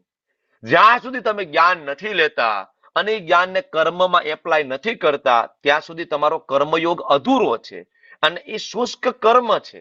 એ કર્મયોગ નથી, કર્મનું બંધન છે, બરાબર ને? ધારો કે હું વગર ડિગ્રીએ સમાજમાં ઓપરેશન કરવા માંડીશ તો ગવર્મેન્ટ આવીને મને પકડી જશે, બિહાઇન્ડ ધ બાર્સ, જેલમાં નાખી દેશે ને. ઘણા બધા વકીલો છે, તરત મારા ઉપર કેસ કરી દેશે, બરાબર, કે ભાઈ આ તો ભાઈ ઓથેન્ટિક નથી, ભાઈ અનઓથોરાઇઝડ, બરાબર ને? સેમ વે જ્ઞાન માર્ગ અને કર્મ માર્ગ જુદો નથી. જ્ઞાન પ્રાપ્ત કરીને કર્મમાં એપ્લાય કરીએ ને ત્યારે દેટ ઇઝ કર્મયોગ. અર્જુનને છેલ્લે સમજાઈ ગયું. અર્જુનને એમ હતું કે ભાઈ જ્ઞાન એટલે ખાલી ભગવદ્ ગીતા વાંચવું નહીં, જ્ઞાન એટલે ભગવાનના ઉપદેશો જે છે ને જીવનમાં ઉતારવાનું, ભગવાન કે એટલું કરવાનું, દેટ ઇઝ કર્મયોગ, બરાબર. ભગવાન કે પ્રમાણે સંપૂર્ણ કરીએ છીએ ત્યારે ભક્તિયોગ બની જાય છે. જ્ઞાન માર્ગમાંથી અલ્ટિમેટલી ભક્તિયોગ બને છે. એટલે અર્જુનનો કન્ફ્યુઝન ભગવાનની સામે. આવું કન્ફ્યુઝન શું કામ થયું? તો આટલા બધા શ્લોકો એના માટે છે અર્જુનના પ્રશ્ન પાછળ. જો અર્જુને પેલા અધ્યાયમાં એમ કીધું કે મને કયો ભાઈ કર્મ યુદ્ધ કરવું કે ના કરવું? સિમ્પલ કયો, યુદ્ધ કરવું જંગલમાં ભાગી જાવ. તો બીજા અધ્યાયમાં ભગવાન એમ કીધું કે આપણે શરીર નથી, આપણે આત્મા છીએ. તો અર્જુન કે આત્મા હોય તો આત્મા મને કઈ કામ જ ના કરવાનું હોય ને ભાઈ, હું શરીર છું નહીં, તો મારા કોઈ સગા નથી, તો મારે કોઈ સાથે દુશ્મની નથી, હું તો આત્મા છું, આત્માને કોઈ સાથે દુશ્મની નથી, હું શું કામ ફાઇટિંગ કરું? આત્મા હોય તો ભાઈ યુદ્ધ નથી કરવાનું થતું, બરાબર. પણ ભગવાને પાછું એ જ બીજા અધ્યાયમાં એવું કીધું કે ભાઈ કર્મ તો કરવું પડશે, કર્મને વાધિકાર હસ્તે મા ફલે શું કદાચન, કર્મ કરવું પડશે. તો અર્જુન કે ઇટ્સ ઓકે, ચાલો કર્મ કરીએ. પણ ભગવાને બીજા અધ્યાયમાં એમ કીધું કે અર્જુન તું કર્મ કરીશ ને તો એના ફળ સાથે બંધન થઈ જશે. તો અર્જુન કે તો યુદ્ધ કરું તો મને કર્મ બંધન થઈ જાય, તો હું ફસાઈ જઈશ, તો નથી કરવું, બરાબર. પણ પાછું બીજા અધ્યાયમાં એમ પણ કીધું કે નહીં નહીં અર્જુન, કર્મ તો કરવું જ જોઈએ, તસ્માદ ઉત્તિષ્ઠ કોન્તે યુદ્ધાય કૃત નિશ્ચય, યુદ્ધ કર, બરાબર. તો ત્રીજા અધ્યાયમાં ભગવાને કીધું યુદ્ધ કર. પણ ચોથા અધ્યાયમાં ભગવાન એમ કીધું કે દરેક પ્રકારના યોગ જ્ઞાનમાં પરિણમે, મતલબ જ્ઞાન શ્રેષ્ઠ છે. પણ ગઈકાલે ચોથો અધ્યાય છેલ્લા શ્લોકમાં પાછું એમ કીધું કે અર્જુન ઉભો થાને યુદ્ધ કર. તો ઘડીક કે યુદ્ધ કર, ઘડીક કે તું આત્મા છો, બરાબર, ઘડીક કે તું યુદ્ધ કર, ઘડીક કે તું જ્ઞાન પ્રાપ્ત કર. એટલે અર્જુન કે આઈ એમ કન્ફ્યુઝ, તમને ચોખ્ખું કહી દો ભાઈ મારે શું કરવાનું છે. તમે કયો હું બધાનો વધ કરવા માટે તૈયાર છું, તમે કયો હું જંગલમાં જતો રહું, આઈ એમ કન્ફ્યુઝ, બરાબર. તો કર્મ સંન્યાસ એટલે કે બધું કર્મને છોડી દેવું. છોડો ઘર બાર, ચલો હરિદ્વાર. પત્નીને છોડો, બાળકોને છોડો, કામ છોડો, ધંધો છોડો, બિઝનેસ છોડો, અને સમાજ ઉપર ડિપેન્ડેબલ થઈ જાઓ. અને એક બીજું છે કર્મ યોગ. બધા જ કર્મ કરો, સેન્ટરમાં કૃષ્ણને મૂકી દો. બરાબર. એક નાનું એક્ઝામ્પલ વારંવાર લઈએ છીએ. શેનું? રસોઈ બનાવવાનું. માતાજીઓ રસોઈ બનાવે છે. પેલા રસોઈ બનાવતા હતા ને, ભક્ત નહોતા ત્યારે. કોના માટે? આપણા માટે. અત્યારે રસોઈ બને છે કોના માટે? કૃષ્ણ માટે, ભગવાન માટે ભોગ બની રહ્યો છે. પેલા કરતા વધારે ધ્યાન રાખીને બને છે. પેલા કરતા વધારે ચોખ્ખાઈથી બને છે. પેલા કરતા કન્ટેન્ટ વધારે સારા વાપરીએ છીએ. શું કામ? ભગવાન માટે છે. બરાબર. અલ્ટિમેટલી ફાયદો કોને થાય? કન્ટેન્ટ સારા વાપરશો, વધારે ચોખ્ખાઈથી કરશો, સ્નાન કરીને કરશો, વાળ બાંધીને કરશો, ફાયદો કોને થાય? અલ્ટિમેટલી આપણને. ભાવ શું છે? કૃષ્ણ માટે. દેટ ઇઝ કર્મ યોગ. હવે તમે મને કહો, તમારા બધા માટે પ્રશ્ન છે, તમને શું લાગે છે કે બધું ઘર બાર પરિવાર છોડી દેવું અને જંગલમાં જતું રહેવું આ એક ઓપ્શન છે, બરાબર? પણ આપણે બધા તો ગૃહસ્થ છીએ, બરાબર? તો બીજો ઓપ્શન એવો છે કે ભાઈ પત્ની સાથે રહીએ, બાળકો સાથે રહીએ, બરાબર, અને 24 કલાકને ડિવાઈડ કરીએ, 8 કલાક 8 કલાક અને 8 કલાક. 8 કલાક ખાવા પીવાના, સુવાના અને આપણું રોજિંદુ સ્નાન આદિ કર્મ, બરાબર, 8 કલાક એની અંદર. બીજા 8 કલાકની અંદર તો કે જોબ ઉપર જવાના, કામ ધંધો બિઝનેસ, પૈસા કમાવાના, ઘરે આવી જવાના. અને ત્રીજા 8 કલાક જે છે, જો આ 8+8+8 નો ફોર્મ્યુલા છે, શ્રીપાદ ભક્તિવિનોદ ઠાકુરે આપેલો ફોર્મ્યુલા છે, જે પોતે મેજિસ્ટ્રેટ હતા, બરાબર, અને ભગવાનના મહાન ભક્ત હતા. એમના ફોર્મ્યુલા આપ્યું છે કે ત્રીજા 8 કલાકની અંદર તમારી પોતાની સાધના, તમારી પોતાની મંગલા આરતી, તમારું પોતાનું રીડિંગ અને તમારો પોતાનો પ્રચાર, બરાબર, એની અંદર બધું પ્રકારનું આવી ગયું. તમે ગરીબોને પ્રસાદ વેચી શકો છો, બરાબર, તમે ઘરે પ્રસાદ બનાવો, તમને શોખ છે, બરાબર, પણ એને કૃષ્ણને એની અંદર ઇન્વોલ્વ કરો, બરાબર. તમે ભગવદ્ ગીતા વેચવા માટે જાઓ, બધા લોકોને આપો. ભગવદ્ ગીતા મફત નહીં આપો, મફતની વેલ્યુ નથી. મફત આપો, એના પાના ફાડીને એમાં સિંગડારિયા ખાશે લોકો, બરાબર. અમારા આચાર્ય કહેતા હતા ફ્રીની બરાબર વેલ્યુ ના હોય કોઈ દિવસ, મફતની વસ્તુની. મિનિમમ વસ્તુ લો. આપણી ભગવદ્ ગીતા જે છે 700 પેજની છે, આગળ પાછળ હાર્ડ પેજ છે, અંદર કલર પિક્ચર છે. એ ભગવદ્ ગીતાની કોસ્ટ માત્ર 250 રૂપિયા, 300 રૂપિયા, બરાબર. એનું એટલું જ જાડું પુસ્તક, એવી પ્રિન્ટ ક્વોલિટી સાથે આપણે બધા ભણીએ છીએ. હું પોતે ડોક્ટરનું ભણ્યો છું, બરાબર. અમારું એજ્યુકેશનનું કોઈ પુસ્તક એટલું જાડું જો લેવા જાય તો એની કોસ્ટ મિનિમમ 1500 રૂપિયા થાય, 1500 રૂપિયા, બરાબર. એમાં અમારા અમુક પુસ્તકો 10-10 હજાર રૂપિયાના આવે છે. ડોક્ટરોના સર્જરીની બુક 5-5 હજાર રૂપિયાની એક બુક આવતી હોય છે, બરાબર. પ્રભુપાદનું 700 પેજનું પુસ્તક છે, માત્ર 250-300 રૂપિયામાં આવે છે, બરાબર. તમે નીકળો બરાબર બેગમાં ભરીને લોકોને આપો, બરાબર. કોઈ પાસે પૈસા ના હોય તો 100 માં આપો, 150 માં, ઇટ્સ ઓકે, ફ્રીમાં નહીં આપો. તો આ ધેટ ઇઝ કર્મયોગ. હવે મને કહો કે આ બે માંથી કયું બેસ્ટ છે? ખરેખર કયું કરવું જોઈએ? છોડી દઈએ સંસાર, પત્ની, મા બાપ, તમારું જે થવું થાય. હું ભક્ત બની ગયો છું, તમે તમારું કરી લેજો, I am going, is it okay? What do બરાબર, what do you think? Mic ચાલુ કરો અને કહો કે આ બે માંથી ઓપ્શન કયો સારો છે? કર્મયોગ. પ્રભુ રામ. કર્મયોગ કરવો. બરાબર. તો આટલો તમારે તો છોડી નહીં જવું, બરાબર ને? કૃષ્ણ પ્રતિ. તો હવે આ બધાએ જે સંન્યાસ લીધો છે સાધુએ, મતલબ એ ખોટા છે? ના, એ પણ સાચા છે. હવે હું તમને ક્રોસ ક્વેશ્ચન પૂછું, તો જેટલા સાધુ જે છે જેને સંન્યાસ લીધો છે, ખોટા છે? ના. તો હવે એનો આન્સર આપો. નથી. પણ એ સનાતન. લેવલની કેમ કે મેચ્યોરિટી પ્રભુ આવી નથી. આપણે એ સ્ટેજ ઉપર પહોંચ્યા જ પ્રભુ નથી, માનતું બરાબર, કે આપણે જંગલમાં જતા હતા. બરાબર ને? આગળ એ નહીં હોય તો આગળ વધીએ તો આગળ કહે છે ભગવાન શ્રી ભગવાન ઉવાચ, ભગવાન જવાબ આપે છે, સંન્યાસ કર્મ યોગશ્ચ નિશ્રેયસ કરાવું. અર્જુને પૂછ્યું, ભગવાન કર્મયોગ, બરાબર, બધું છોડી દઉં, બરાબર, કર્મ સંન્યાસ લઈ લઉં કે પછી સંસારમાં રહીને કર્મયોગ કરું? તો ભગવાન શું કહે છે ખબર છે કે સંન્યાસ કર્મયોગશ્ચ, એટલે સંન્યાસ અને કર્મયોગ બધું છોડી દો અને બધું સાથે રાખીને કૃષ્ણને એમાં એન્ટર કરો. બધું સાથે, ઉઠવું કૃષ્ણ માટે, સ્નાન કરવું કૃષ્ણ માટે, પૈસા કૃષ્ણ માટે, ભગવાન માટે, બાળકોને મોટા કરવું કૃષ્ણ માટે. જો આ એક એકચ્યુઅલી ટેકનિક છે. એક પત્ની સાથે રહેવું કૃષ્ણ માટે એક ટેકનિક છે. આ બધી વસ્તુ આપણે શીખવાની છે કે આ કેવી રીતના થઈ શકે, બરાબર. તો સંન્યાસ અને કર્મયોગ, આ બે માંથી ઉત્તમ કયું? તો ભગવાન કે અર્જુન, તું ખાલી મુક્તિ માટેની વાત કરતો હોય તો બે ઉત્તમ છે, કે ભાઈ ખાલી મુક્તિ, ભાઈ મારો ઉદ્ધાર થઈ જવો જોઈએ, ભાઈ હું ભાઈ જન્મ મૃત્યુ જરા વ્યાધિ ચક્કરમાંથી છૂટવા માંગુ છું, હવે કંટાળી ગયો છું, હવે ભગવાન નો રીબર્થ, ફરીથી નથી આપવું, બરાબર? તો ઇટ્સ ઓકે, બે રસ્તા બરાબર છે. બધું છોડી દો, જંગલમાં જતા રહો, સાધના કરો, જો તમારી મેચ્યોરિટી હોય તો, બરાબર? અથવા તો સંસારમાં રહ્યો, બરાબર, તમે પત્ની સાથે રહો, બાળકો સાથે રહો, સાથે મળીને આખું ઘર કીર્તન કરો, બરાબર, ભગવાનનું ભજન કરો, ભક્તિ કરો, લાઈક નરસિંહ મહેતા, લાઈક સંત તુકારામ, સંસારમાં રહ્યા, ગોરા કુંભાર, પત્ની સાથે રહ્યા, બાળકો સાથે રહ્યા, અને આ આખા પરિવાર સાથે ભગવત ધામ ગયા, બરાબર? તો ભગવાન કે બે રસ્તા ઉત્તમ છે. પણ જો તું મને પૂછતો હોય કૃષ્ણને પર્સનલી, તો કૃષ્ણ શું કહે છે? તયસ્તુ કર્મ સંન્યાસાત કર્મ યોગો વિશિષ્યતે, કર્મ યોગો વિશિષ્યતે. મતલબ જે કર્મની અંદર યોગ એટલે કે ભગવાન સાથે જોડાઈ જવું, આ ઉત્તમ છે.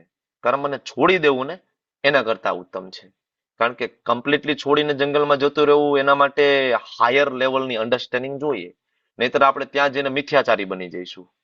આપણે ત્યાં એક કન્ટમ્પ્લેશન રહેશે, બરાબર? બધું છોડી દીધું, બધું ઘર બાર છોડી દીધું, અને પછી ગયા જુનાગઢમાં ગુફામાં, બરાબર, બમ બમ બોલે, ત્યાં બેઠા છે ગુફામાં, બરાબર? પણ પ્રોબ્લેમ તો એ થયો કે એ લેવલનું વૈરાગ્ય હતું જ નહીં, બરાબર? પછી ના ગુફામાં બેઠા હોય, આપણે યાદ કરવાનું ધારીએ ભગવાનને, અને યાદ આવે આપણને શું? ચાલુ ઘરવાળી માથા ભાઈ, બરાબર, ઘરવાળી હતી, ભલે થોડીક માથા ભાઈ હતી, બરાબર, પણ 2 ટાઈમનું જમાડતી હતી, ગરમ ગરમ. ચાલુ અહીંયા આવીને કોઈ ભાવ પૂછતું નથી, ભિક્ષા માંગવા જાય કોઈ આપતું નથી, આગળ જાવ એમ કરે છે. ભિખારી જેમ ટ્રીટ કરે છે આજકાલના લોકો. ભિક્ષા આપતા નથી, 2 ટાઈમના રોટલા ને ફાફા થાય, અને ભૂખે લાગે છે, કારણ કે એટલું આધ્યાત્મિક લેવલ ઉપર આવ્યા નથી કે પેટની ભૂખ શાંત થઈ જાય. એવું થાય, આધ્યાત્મિક લેવલ ઉપર આવો ને, અઠવાડિયામાં એકવાર જમો ને તોય જીવી શકો, બરાબર? એકચ્યુઅલી પતંજલિ યોગ સૂત્રમાં લખેલું છે. તો એ લેવલ ઉપર પહોંચ્યા નહીં, પછી ત્યાં જઈને આપણને યાદ આવ્યું, સાલું જેવી હતી એવી પણ સારી હતી. ઘરે હતો, થોડી ઘણી માળા થઈ જતી હતી, એકાદ ક્લાસ સાંભળી લેતા હતા, બધું બરાબર હતું, બધું બરાબર હાલતું હતું. અને આ નવું ચાલુ કર્યું એમ ફસાઈ ગયા, કારણ કે મેચ્યોરિટી નહોતી, બરાબર? ભગવાન સ્વયં આગળ આન્સર આપે છે, બરાબર? શ્રીલ રૂપ ગોસ્વામી કહે છે કે મુક્તિ મેળવવા માટે આતુર વ્યક્તિ હોય, બરાબર, પ્રાપંચિકતયા બુદ્ધિયા હરિ સંબંધી વસ્તુ, ભગવાન હરિને સંબંધી જેટલી વસ્તુ હોય, મુમુક્ષુ, બરાબર, મુમુક્ષુ ભી, એટલે કે જે મુક્તિની કામના વાળો હોય, એ પરિત્યાગો, એ છોડી દે, તો એનો વૈરાગ્ય ફલગુ કહેવાય, મતલબ ખોટો વૈરાગ્ય છે. તમે સંસારમાં રહી અને હજારો લોકોને ભગવત ધામ લઈ જઈ શકતા હતા, એની જગ્યાએ તમે ખાલી તમારો સ્વાર્થ વિચાર્યો છે. એટલા માટે મુક્તિની કામના કરવીને, ખાલી પોતાની મુક્તિની કામના, બરાબર, એને ભક્તોએ પિશાચીની કીધું છે. ખાલી ભક્તો કોઈ દિવસ છે ને પોતાના માટે મુક્તિ માગે નહીં. ભક્તો હંમેશા બધા માટે માગે, બધાને લઈને જાય. એટલે ઓલું નરસિંહ મહેતાનું ભજન તમને યાદ છે? ભૂતળ ભક્તિ પદાર્થ મોટું, એ ભૂતળ ભક્તિ પદાર્થ મોટું, બ્રહ્મલોકમાં નાહી રે, ભૂતળ ભક્તિ પદાર્થ મોટું, બરાબર? હરિના જન તો મુક્તિ માગે, હરિના જન મુક્તિનો માગે, જન્મો જન્મ અવતાર રે, મુક્તિ નથી જોઈતી. વૈષ્ણવજન તો તેને કહીએ જે પીડ પરાઈ જાણે રે. પીડ શું છે?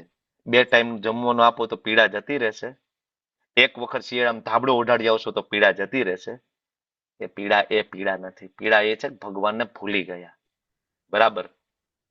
બાપ આપણો ખૂબ શક્તિવાન છે, એ બાપને ભૂલી ગયા, એટલે ભિખારી થઈને ફરીએ છીએ, બીજું કાંઈ નથી. બધા આગળ લોન ઉછીની લઈને આપણે બેઠા છીએ, શું કામ? બાપને ભૂલી ગયા છીએ. જે દિવસે આપણે બાપ યાદ આવી જશે ને, અહમ બીજ પ્રદ પિતા, તેથી આપણે બધી જગ્યાએ ભીખ મંગાની જેમ રખડતા બંધ થઈ જઈશું. સિમ્પલ છે. એટલે નરસિંહ મહેતા કહે છે, નરસિંહ મહેતા એટલે એના ભજનમાં કહે છે કે મુક્તિ નથી જોઈતી. નો, અમે તો બધાને લઈને જઈશું. ભગવાન સાથેની બધી વસ્તુનો ત્યાગ કરવો એ ખોટો વૈરાગ્ય છે, બરાબર? તો આ સમજો કે બધા લોકો ભગવદ્ ગીતાની અંદર એવી વાત કરે છે કે ભગવદ્ ગીતામાં કર્મયોગ આપ્યો છે, બરાબર? પણ કયો કર્મયોગ આપ્યો છે? ભગવદ્ ગીતામાં બધા મોટા ભાગના, હું નામ નથી લેતો, અમુક મત અને પથ છે, ખાલી એટલી જ વાત કરે છે કે ભાઈ સારું કર્મ કરીએ, કોઈનું દિલ ના દુભાવીએ, ખોટું ના બોલીએ, પાપ ના કરીએ, અને સદાચારી જીવન જીવીએ, બસ આનાથી વધારે કઈ જરૂરી નથી. લોકો આટલું વિચારે છે. પણ આ વસ્તુ જે છે દેટ ઇઝ ઓનલી કર્મ. કર્મ યોગ તો ત્યારે બનશે કે જ્યારે તમે એની અંદર પરમાત્માને ઇન્વોલ્વ કરશો એની અંદર. કારણ કે યોગ એટલે જોડાવું. તો જે કર્મ દ્વારા ભગવાન સાથે જોડાવું દેટ ઇઝ કર્મયોગ. બરાબર, યોગ એટલે જોડાવું. બરાબર, સિમ્પલ એક્ઝામ્પલ આપું, હજી તમને એક ઉદાહરણ આપું. ધારો કે બાળકને મોટો કરવા, તો આપણો ગોલ શું છે ભાઈ? બાળકને મોટા કરવા, તો કે મારી ગટપણની લાઠી બને, કમાઈને પછી મારા હાથમાં પૈસા આપે. આપણો સ્વાર્થ છે એની અંદર, હોય જ છે છુપેલો અંદર. બાળકો આપણે એટલા માટે જ બરાબર જનરલી સંતાન માટેનો એક આ માત્ર ગોલ છે, મારો બરાબર મારો વંશ વારસો આગળ હલાવે, મને ગટપણની લાઠી બને આપણો. પણ જયારે વૈષ્ણવ એવું નથી વિચારતા. વૈષ્ણવ એવું વિચારે કે બાળક એટલા માટે મોટા કરવા છે, ભણી ગણીને એટલા માટે હોશિયાર બનાવવો છે આ બાળકને, કે એ બાળક મોટો બનીને ભગવાનનો ભક્ત બનશે અને હજારો લોકોને એ સનાતન ધર્મનો પ્રચાર કરશે, હજારો લોકોને એ આપણી સંસ્કૃતિ ભણાવશે, હજારો લોકોના જીવનની અંદર રહેલો અજ્ઞાનને દૂર કરશે અને બધાને મુક્તિનો માર્ગ બતાવશે. એટલે મારે બાળકો મોટા કરવા છે, એટલે મારે સંતાન જોઈએ છે. બરાબર, તમે જુઓ આગળ અંગીરા ઋષિ છે, મૈત્રી બરાબર, બધા મોટા મોટા ઋષિ મુનિઓ છે, એમના પણ સંતાનો હતા. દક્ષ પ્રજાપતિ, બરાબર, આ બધાના સંતાનો હતા. એનો ગોલ શું હતો? એનો ગોલ આ હતો. તો બાળકોને મોટા કરવા પણ એક કર્મયોગ બની જાય. બરાબર, પણ તમે તમારા સ્વાર્થ માટે હોય તો એ કર્મ છે. આપણે સવારથી સાંજ સુધી ટિફિનના ડબલા લઈને નીકળી જઈએ છીએ ને, એ કર્મ છે. એ કર્મયોગ નથી. તમે ગમે એટલું ત્યાં સારી રીતના કામ કરતા હોય, સારી રીતના વર્તતા હોય, ખોટું ના કરતા હોય, ચોરી ચકારી ના કરતા હોય, પણ એ કર્મ જ છે અને એ કર્મનું બંધન છે. યજ્ઞ અર્થાત કર્મણો અન્યત્ર લોકોયમ કર્મ બંધન. આ શ્લોકને ગાંઠ મારીને મૂકી દો, ગળામાં પહેરી લો, લોકેટમાં નાખી દો ચિઠ્ઠી. કારણ કે એ પેલા 6 અધ્યાયનો બીજ શ્લોક કેવો હોય તો કહી શકાય કે યજ્ઞ અર્થાત કર્મણો અન્યત્ર લોકોયમ કર્મ બંધન. શ્લોક નંબર કેટલો? 3.9. જોવો જોઈએ, ભગવદ્ ગીતા ખોલો, 3.9 છે. યજ્ઞ અર્થાત કર્મણો અન્યત્ર લોકોયમ કર્મ બંધન. એ શ્લોક જે છે 6 અધ્યાયનો સાર છે કે કર્મ કૃષ્ણ માટે કરવાના છે, નહીં કે આપણા માટે. અમારા આચાર્ય પ્રભુપાદ અમેરિકા ગયા 70 વર્ષની ઉંમરે. 70 વર્ષની ઉંમરે દાદા ત્યાં જઈને સમાધિમાં નહોતા બેહી ગયા, ધ્યાનમાં નહોતા બેહી ગયા. 70 વર્ષની ઉંમરે દાદા ત્યાં ટોમ્કિન્સન સ્ક્વેર પાર્કની અંદર રોજ 3-4 કલાક કીર્તન કરતા. બરાબર, પછી પાછા પોતાનું નાની એવી ઝૂંપડી જેવી એક જગ્યાની અંદર ત્યાં આવી અને એવરી ડે 20 લોકોનું જમવાનું બનાવતા. 20 લોકો. અને એ 20 લોકો કયા?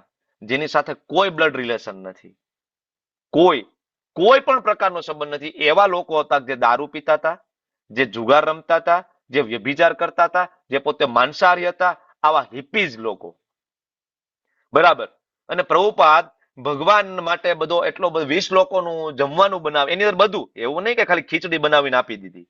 એની અંદર પૂરી, શાક, ગુલાબ જાંબુ, બધું ફૂલ પ્લેટ મેનુ. અને પછી ભગવાનને ભોગ લગાડતા. અને પછી આ બધા લોકો આવે ને હિપીઝ, એને ફૂલ પ્લેટ જમવાનું આપતા, ગુલાબ જાંબુ ખવડાવતા. આ દાદા, આજકાલ આપણી ઘરે એક મહેમાન આવી ગયા હોય ને, 2 જણ, આપણું મોઢું બગડી જાય. ઘર ટાઈમે મહેમાન આવી ગયા હોય ને, આપણું મોઢું બગડી જાય. ખાસ અત્યારની માતાજીઓ, ખોટું નહીં લગાડતા. બરાબર, પેલાના સમયમાં સમય સારો હતો. મારા દાદા છે ને, વાત કરું, મારા દાદા એ ગમે ત્યારે સાધુઓને ઘરે લઈ આવતા. મને યાદ છે હજી. બરાબર, હું તમને વાત કરું 2001-2 ની. ગમે ત્યારે સાધુઓ ઘરે આવે. બરાબર, અને એ પાછા કેટલા વાગે કહું? 12:30 વાગે દાદા લઈને આવે. 5 સાધુ આવ્યા છે. બરાબર, રોટલા ઘડ આના માટે. પછી અમારા બા અને મમ્મી ને બધા રોટલા બનાવે, શાક સાધુઓને ખવડાવે. આવું રૂટીન હાલતું. અત્યારની લેડીઝને કીધું હોય તો, અત્યારે હમણાં હું 5 સાધુને ઘરે લઈ જાવું હોય તો મારે બીજે દિવસ સાધુ બની જવાનું રહે. તમે એક કામ કરો, એના ભેગા જાઓ ને માંગીને ખાજો, જ્યાં કોઈ ખવડાવતો નહીં. એ ઘરનાનું નથી થતું. કોન્શિયસનેસ એટલી આપણી ડાઉન જતી રહી. બરાબર ને? પ્રભુપાદે એટલા લોકોને જમાડ્યા. શું કામ ખબર છે? એ લોકો આવીને ભગવદ્ ગીતા સાંભળવા માટે પ્રોત્સાહિત કરતા હતા પ્રભુપાદ. બરાબર, કારણ કે એ લોકોએ જિંદગીમાં ગુલાબ જાંબુ નહોતા જોયા, અમેરિકનોએ. બરાબર, આવી અને પ્રભુપાદ, એકચ્યુઅલી પ્રભુપાદ જ્યાં એ લોકો જ્યાંથી એન્ટર થાય ને ત્યાં બાઉલ રાખતા, એમાં ગુલાબ જાંબુ. એ લોકો આવે, ગુલાબ જાંબુ લે, મોઢામાં નાખે ને આવીને બેસે. પછી પ્રભુપાદ ને ભગવદ્ ગીતા અને ભાગવત તમને બધું સંભળાવે. સમજાય કે ન સંભળાય, આના કરે, કારણ કે ભગવાનના દિવ્ય શબ્દો છે. ધીમે ધીમે તો જરૂરથી એના હૃદયમાં પરિવર્તન થવાનું હતું, એમાં કોઈ શંકા નથી. કારણ કે પ્રભુપાદને ભાગવતમમાં અને ભગવાનના નામમાં અપાર શ્રદ્ધા હતી.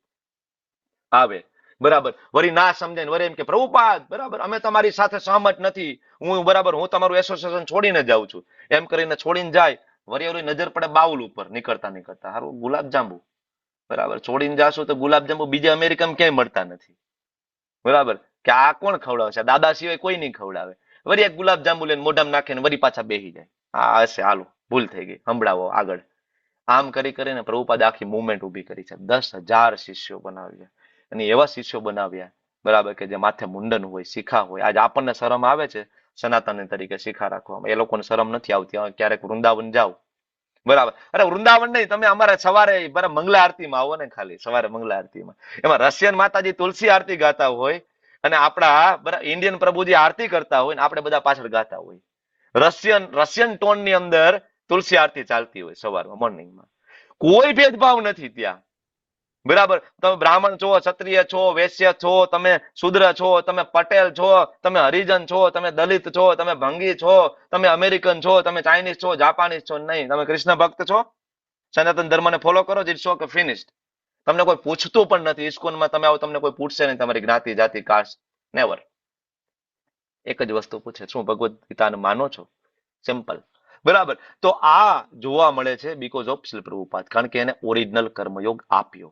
બાકી ખાલી કર્મની વાત કરીએ કે ના ના બધું સારું સારું કરીએ ને એમાં દાન કરશું ને પુણ્ય કરવું, ઇટ્સ ઓકે, એમાં કૃષ્ણ નથી ને તો એ બંધનકારક છે. એનું ઉદાહરણ છે નૃગ રાજા. શાસ્ત્રમાં એક કથા છે રાજા નૃગ. રાજા નૃગ છે એ એવરી ડે બરાબર હજારો બ્રાહ્મણોને ગાયોનું દાન કરતા. એનું નિત્યક્રમ, રોજ સવારે ઉઠે ગાયોનું દાન કરવાનું. અને ગાયું એટલે એવું ગાયું આપણે દઈ દઈએ એમ નહીં, સોનાના શિંગડે મઢેલી ગાયો, રેશમી વસ્ત્રો પહેરાવેલી ગાયો રોજ આપી દેવાનું નિત્યકર્મ. એક દિવસ બ્રાહ્મણને ગાય દાનમાં આપી તો એ ગાય બ્રાહ્મણ લઈને જતો રહ્યો. હવે દાન આપવું ખોટું નથી, તમે સમજો, આને ખોટી રીતના નહીં લેતા. દાન આપવા પાછળનો ભાવ બહુ મહત્વનો છે. એનો ભાવ એવો હતો કે હું દાન એટલા માટે આપું કે આવું તો જન્મ મારો સુધરી જાય, હું આગળ પણ આટલો જ રાજા બનીને રહું, ધનાઢ્ય રહું બરાબર. આ બધા સ્વાર્થ હતા એટલે દાન બધું થતું હતું, સ્વાર્થની ભાવનાથી, નિષ્કામ નહોતું થતું. એટલે થયું એવું કે બ્રાહ્મણ ગાયને લઈને જતો રહ્યો. ગાય તો રાત્રે પાછી આવી ગઈ, ક્યાં તો કે રાજાને ગૌશાળામાં. ત્યારે ઓલા સીસીટીવી કેમેરા તો હતા નહીં કે જોઈ લે ક્યારે ગઈ ને શું ગયું. બ્રાહ્મણને ખબર પડી કે ગાય ભાગી ગઈ છે.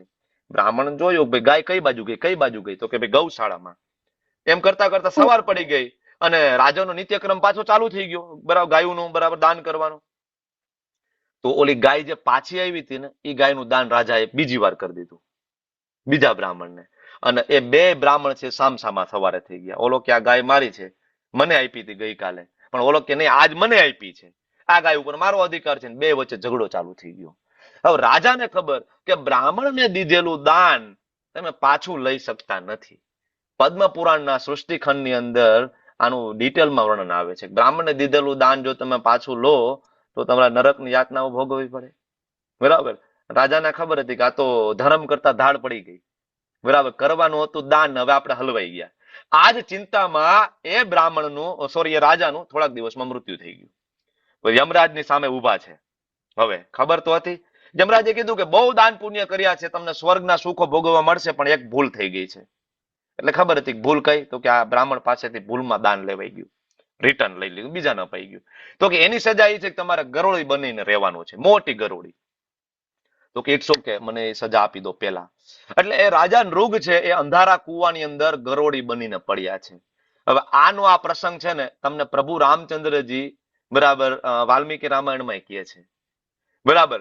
હવે વિચાર કરો કે ઉદ્ધાર ક્યારે થશે આનો, ખબર છે તમને? આ ત્રેતા યુગ થી ગરોળી બનીને બેઠા છે. દ્વાપર યુગના અંતે જયારે કૃષ્ણચંદ્ર પધાર્યા બરાબર, દ્વારકાનો આ પ્રસંગ છે બરાબર, ત્યારે કૃષ્ણના બાળકો રમવા ગયા બરાબર પિકનિકમાં, ભગવાને ભેગા ગયા હતા પિકનિકમાં. હવે ત્યારે ઓલું વોટર બોટલની સિસ્ટમ નહોતી, કારણ કે બધે પાણી ચોખ્ખું જ મળતું હતું, ગમે ત્યાંથી પી લો તમે બરાબર. એટલે બાળકોને તરસ લાગી એટલે કુવાનું પાણી પીવા ગયા, કુવામાં જોયું તો મોટી ગરોળી બરાબર. પેલા બહુ ટ્રાય કરી બહાર કાઢવાની, કારણ કે બધા દેવતાઓના અંશ, દયા તો હોય જ. પછી નો નીકળ્યું તો પપ્પા આગળ ગયા. પપ્પા કોણ? કૃષ્ણ આપડા બરાબર. કે પપ્પા પપ્પા આવું છે કે તમે આવો. કૃષ્ણ આવ્યા અને જોયું તો અંદર મોટી ગરોળી. ભગવાનને તો બધી ખબર જ હોય, એમાં કોઈ શંકા નથી. ભગવાને હાથ લાંબો કર્યો, જો આ પિક્ચરમાં જુઓ, ભગવાન હાથ લાંબો કરે છે. હાથ લાંબો કર્યો ને, જેવો હાથ મૂક્યો ને તરત જ ઓન ધ સ્પોટ એક ગરોળીમાંથી ફરીથી નૃગ રાજા છે બરાબર પ્રગટ થઈ ગયા, પાછા હતા એવા સશરીર. હાથ જોડીને ઊભા છે. પછી ભગવાન કે છે કે રાજન શું થયું? એવા તો કયા કર્મ હતા કે ગરોળી બનીને રહેવું પડ્યું? એટલે નૃગ રાજા કે પ્રભુ તમને બધી ખબર છે. તમારે મારા મોઢે સાંભળવું હોય તો હું તમને કહું, બાકી તમને ખબર તો બધી છે શું થયું. તો પછી રાજા બધી વાત કરે છે. પછી ભગવાન પૂછે છે તો એવું શું થયું કે મારા દર્શન તમને થયા? ત્યારે એ નૃગ રાજા કહે છે કે આવી રીતના સકામ કર્મમાં ઘણું બધું દાન થઈ ગયું, મેં ઘણું બધું કર્યું સ્વાર્થનામાં. પણ એમાં એક વખતે ભગવાનના ભક્તો આવ્યા હતા એમના રાજ્યમાં, અને એમને ભાગવતમની પ્રતો જોઈતી હતી. એ પ્રતો આમને લખાવી આપી હતી, બરાબર. અને ભગવાનના મંદિર માટેનું ડોનેશન આપ્યું હતું. કોઈકનું માઇક ચાલુ છે એટલે કાનમાં મને અવાજ આવે છે, તમે થોડું ધ્યાન રાખજો, જોજો. તો દાન આપ્યું, અને એ દાનના બળે એ બીજા વૈષ્ણવોએ એમને આશીર્વાદ આપ્યા હતા કે એક દિવસ તમને ભગવાનનો સાક્ષાત્કાર થશે. એટલે એ એક જે કર્મ થયું ને એ કૃષ્ણ ભાવનામૃત કર્મયોગ થયું, અને એના ફળ સ્વરૂપ ભગવાન કૃષ્ણના દર્શન થયા. અને બીજા હજારો ગાયોનું દાન થયું, એ ખાલી કર્મ થયું, અને એ હજારો ગાયોના દાનમાં એને ગરોળી બનીને રહેવું પડ્યું. That is the difference between. એટલે આપણે ભગવદ્ ગીતામાંથી એ પણ શીખવાનું છે કે ભાઈ દાન કેવી રીતના કરવું. આપણે ગુજરાતીઓ દાનમાં બહુ પાવરફુલ છીએ ને બધા, બરાબર. આપણે જ્યાં ચાર ચોકે ઉભા રહી આપણી ગાડી, અને કોઈ માગવા આવ્યું એટલે આપણે આ કાચ નીચો કર્યો ગાડીનો, તરત ખિસ્સામાંથી પૈસા આપી દીધા. પણ વિચાર્યું કે એનું રિઝલ્ટ શું આવશે? Do you think that? કેવી રીતના દાન કરવાનું ભગવાને કેવી રીતના કીધું છે? તમને ખબર છે દાનના 3 પ્રકાર, સત્વગુણ, રજોગુણ, તમોગુણ. અને આ 3 દાનના પ્રકાર તમને બાંધે છે. ઇવન દાન કરવાથી તમને નરકની યોની મળે છે, એ ખબર છે? ભગવદ્ ગીતા એટલા માટે જરૂરી છે. ઓકે, તો હવે આગળ ભગવાન કહે છે કે જે મનુષ્ય ન તો કર્મ ફળની. હવે સંન્યાસી કોને કહેવાય? ખરેખર તો સંન્યાસી કોણ? નિત્ય સંન્યાસી. તો કે ન દ્વેષ્ટી ન કાંક્ષતી. કોઈ કર્મ ફળની ઈચ્છા નથી, કર્મ ફળનો તિરસ્કાર નથી. બરાબર વાંચો, કર્મ ફળનો તિરસ્કાર નથી કરતા. કર્મનો તિરસ્કાર નહીં, કર્મ કરે છે, ફળ સાથે એટેચમેન્ટ નથી, કર્મ તો કરે છે. બરાબર, આ સંન્યાસી છે, કર્મ કરે છે, ફળ ગમે તે આવે. પ્રભુપાદ, બરાબર, ભારતની અંદર 35 વર્ષ પ્રયત્ન કર્યા, બરાબર, કૃષ્ણ ભાવનામૃતમાં, નિષ્ફળ, કોઈ સફળતા એને ભારતમાં ના મળી, બરાબર. તો નાસીપાસ ના થયા, ડિપ્રેશનમાં ના આવી ગયા. અમેરિકા ગયા, 10 વર્ષની અંદર જળહળતી સફળતા મળી. આખા વિશ્વમાં કૃષ્ણ ભાવનામૃતનો ડંકો વાગી ગયો, બરાબર. તો એવું નહીં કે ભાઈ હું જ છું ભગવાન, બરાબર, કે ભાઈ હવે બસ મારી પૂજા કરો. ઘણા બધા મત અને પથમાં એવું થઈ ગયું છે કે એના ગુરુને ભગવાન બનાવી દીધા છે, ભગવાન સાઈડમાં જતા રહ્યા. પણ અહીંયા તમે જોશો ઇસ્કોનની અંદર તો પ્રભુપાદ છે એ મંદિરની બહાર સામેની સાઈડમાં બેઠા છે, એની મૂર્તિ, બરાબર, વિગ્રહ. એ ભગવાનના દર્શન કરવા માટે ત્યાં બેઠા છે, ભગવાન નથી બની ગયા. તો સફળતાની અંદર છકી ના જવું, નિષ્ફળતાની અંદર ડૂબી ના જવું, ધેટ ઇઝ સંન્યાસી, બરાબર. દ્વંદ્વોમાંથી રહિત થઈ જાય તો એ ભૌતિક બંધનમાંથી પાર પડે. અહીંયા હરિદાસ ઠાકુરજીનું ઉદાહરણ એટલા માટે આપ્યું છે. એક વેશ્યા છે, રોજ એની પાસે આવતી હરિદાસ ઠાકુરને, બરાબર, એને પતન કરવા માટે. હરિદાસ ઠાકુરે નામ જપના બળે એનો ઉદ્ધાર કરી નાખ્યો હતો, બરાબર. 22 બજારોમાં હરિદાસ ઠાકુર, કારણ કે મુસ્લિમ સંપ્રદાયમાંથી આવતા, મુસ્લિમ હતા એ, બરાબર, એના બધા લોકો એને રોજ કોળા મારતા, 22 બજારમાં જઈને કોળા મારતા. બસ કે તું મુસ્લિમ થઈને હરે કૃષ્ણ મહામંત્ર ની તું કેવી રીતના માળા કરે છે? મારતા. પણ એ કે મારા શરીરનું એક એક અંગમાંથી લોહી નીકળે, શરીરના ટુકડા પણ થઈ જાય, પણ મારા મોઢામાંથી નામ તો હું નહીં બંધ કરી શકું. સંસારમાં રહી એટલા માટે એને નામાચાર્ય શ્રી હરિદાસ ઠાકુર કહેવાય છે. મુસ્લિમ છે છતાં એને નામાચાર્યની ઉપાધિ આપી છે, બરાબર. તો સાચો સંન્યાસી કોને કહેવાય? સંન્યાસસ્તુ મહાબાહો દુઃખમ આપતુમ અયોગત. આ સંધિ છૂટી પાડજો, દુઃખમ આપતુમ અયોગત. યોગ એટલે જોડાવું, અયોગત એટલે ના જોડાવું, બરાબર. મતલબ જે ભગવાન સાથે નથી જોડાયો વ્યક્તિ, અને એ વ્યક્તિ સંન્યાસ લઈ લેશે તો શું થશે? તો કે દુઃખમ. શું મળશે? દુઃખ. એટલા માટે જે લોકોને ભગવાન સાથે પ્રેમ નથી, સાધુ બની ગયા ને, એ બધા ત્યાં પણ દુઃખી છે. એટલે દુઃખનું સોલ્યુશન શોધવા માટે પછી શું કરે? તો કે ગાંજા, ચલમ, ચરસ, સિગારેટ, બરાબર, વ્યસનના રવાડે ચડે, બરાબર. કારણ કે સંસારમાં હતા ત્યારે દુઃખ હતું, ત્યાં જઈને દુઃખ છે, બરાબર. વ્યસનનો સહારો લોકો શું કામ લે છે? બરાબર ને, દુઃખોને ભૂલવા માટે, એટલે ગાંજા. એટલા માટે તો જ્યારે ભગવાન સાથે પ્રેમ નથી એટલા માટે દુઃખ જ અલ્ટિમેટલી પ્રાપ્ત થવાનું છે. પણ જો કોઈ યોગ યુક્તો થઈ જાય તો, ભગવાન સાથે પ્રેમ થઈ ગયો હોય તો કે એ સંન્યાસ લઈ શકે અને એને ભગવાન તરત જ પ્રાપ્ત થાય. અને સંન્યાસીઓ ના લે તો સંસારમાં રહીને પણ ભગવાન પ્રાપ્ત થાય. બરાબર, જરૂરી નથી કે ભગવાન પ્રાપ્ત કરવા માટે સંન્યાસ લેવો પડે. તો આવો યોગ યુક્તો જે હોય ને ભગવાનનો ભક્ત, બરાબર, યોગ યુક્તો વિશુદ્ધાત્મા, વિજિતાત્મા, જીતેન્દ્રિય, બરાબર, આ વ્યક્તિ જે છે એ સંસારમાં રહીને બધાને પ્રિય થઈ જાય.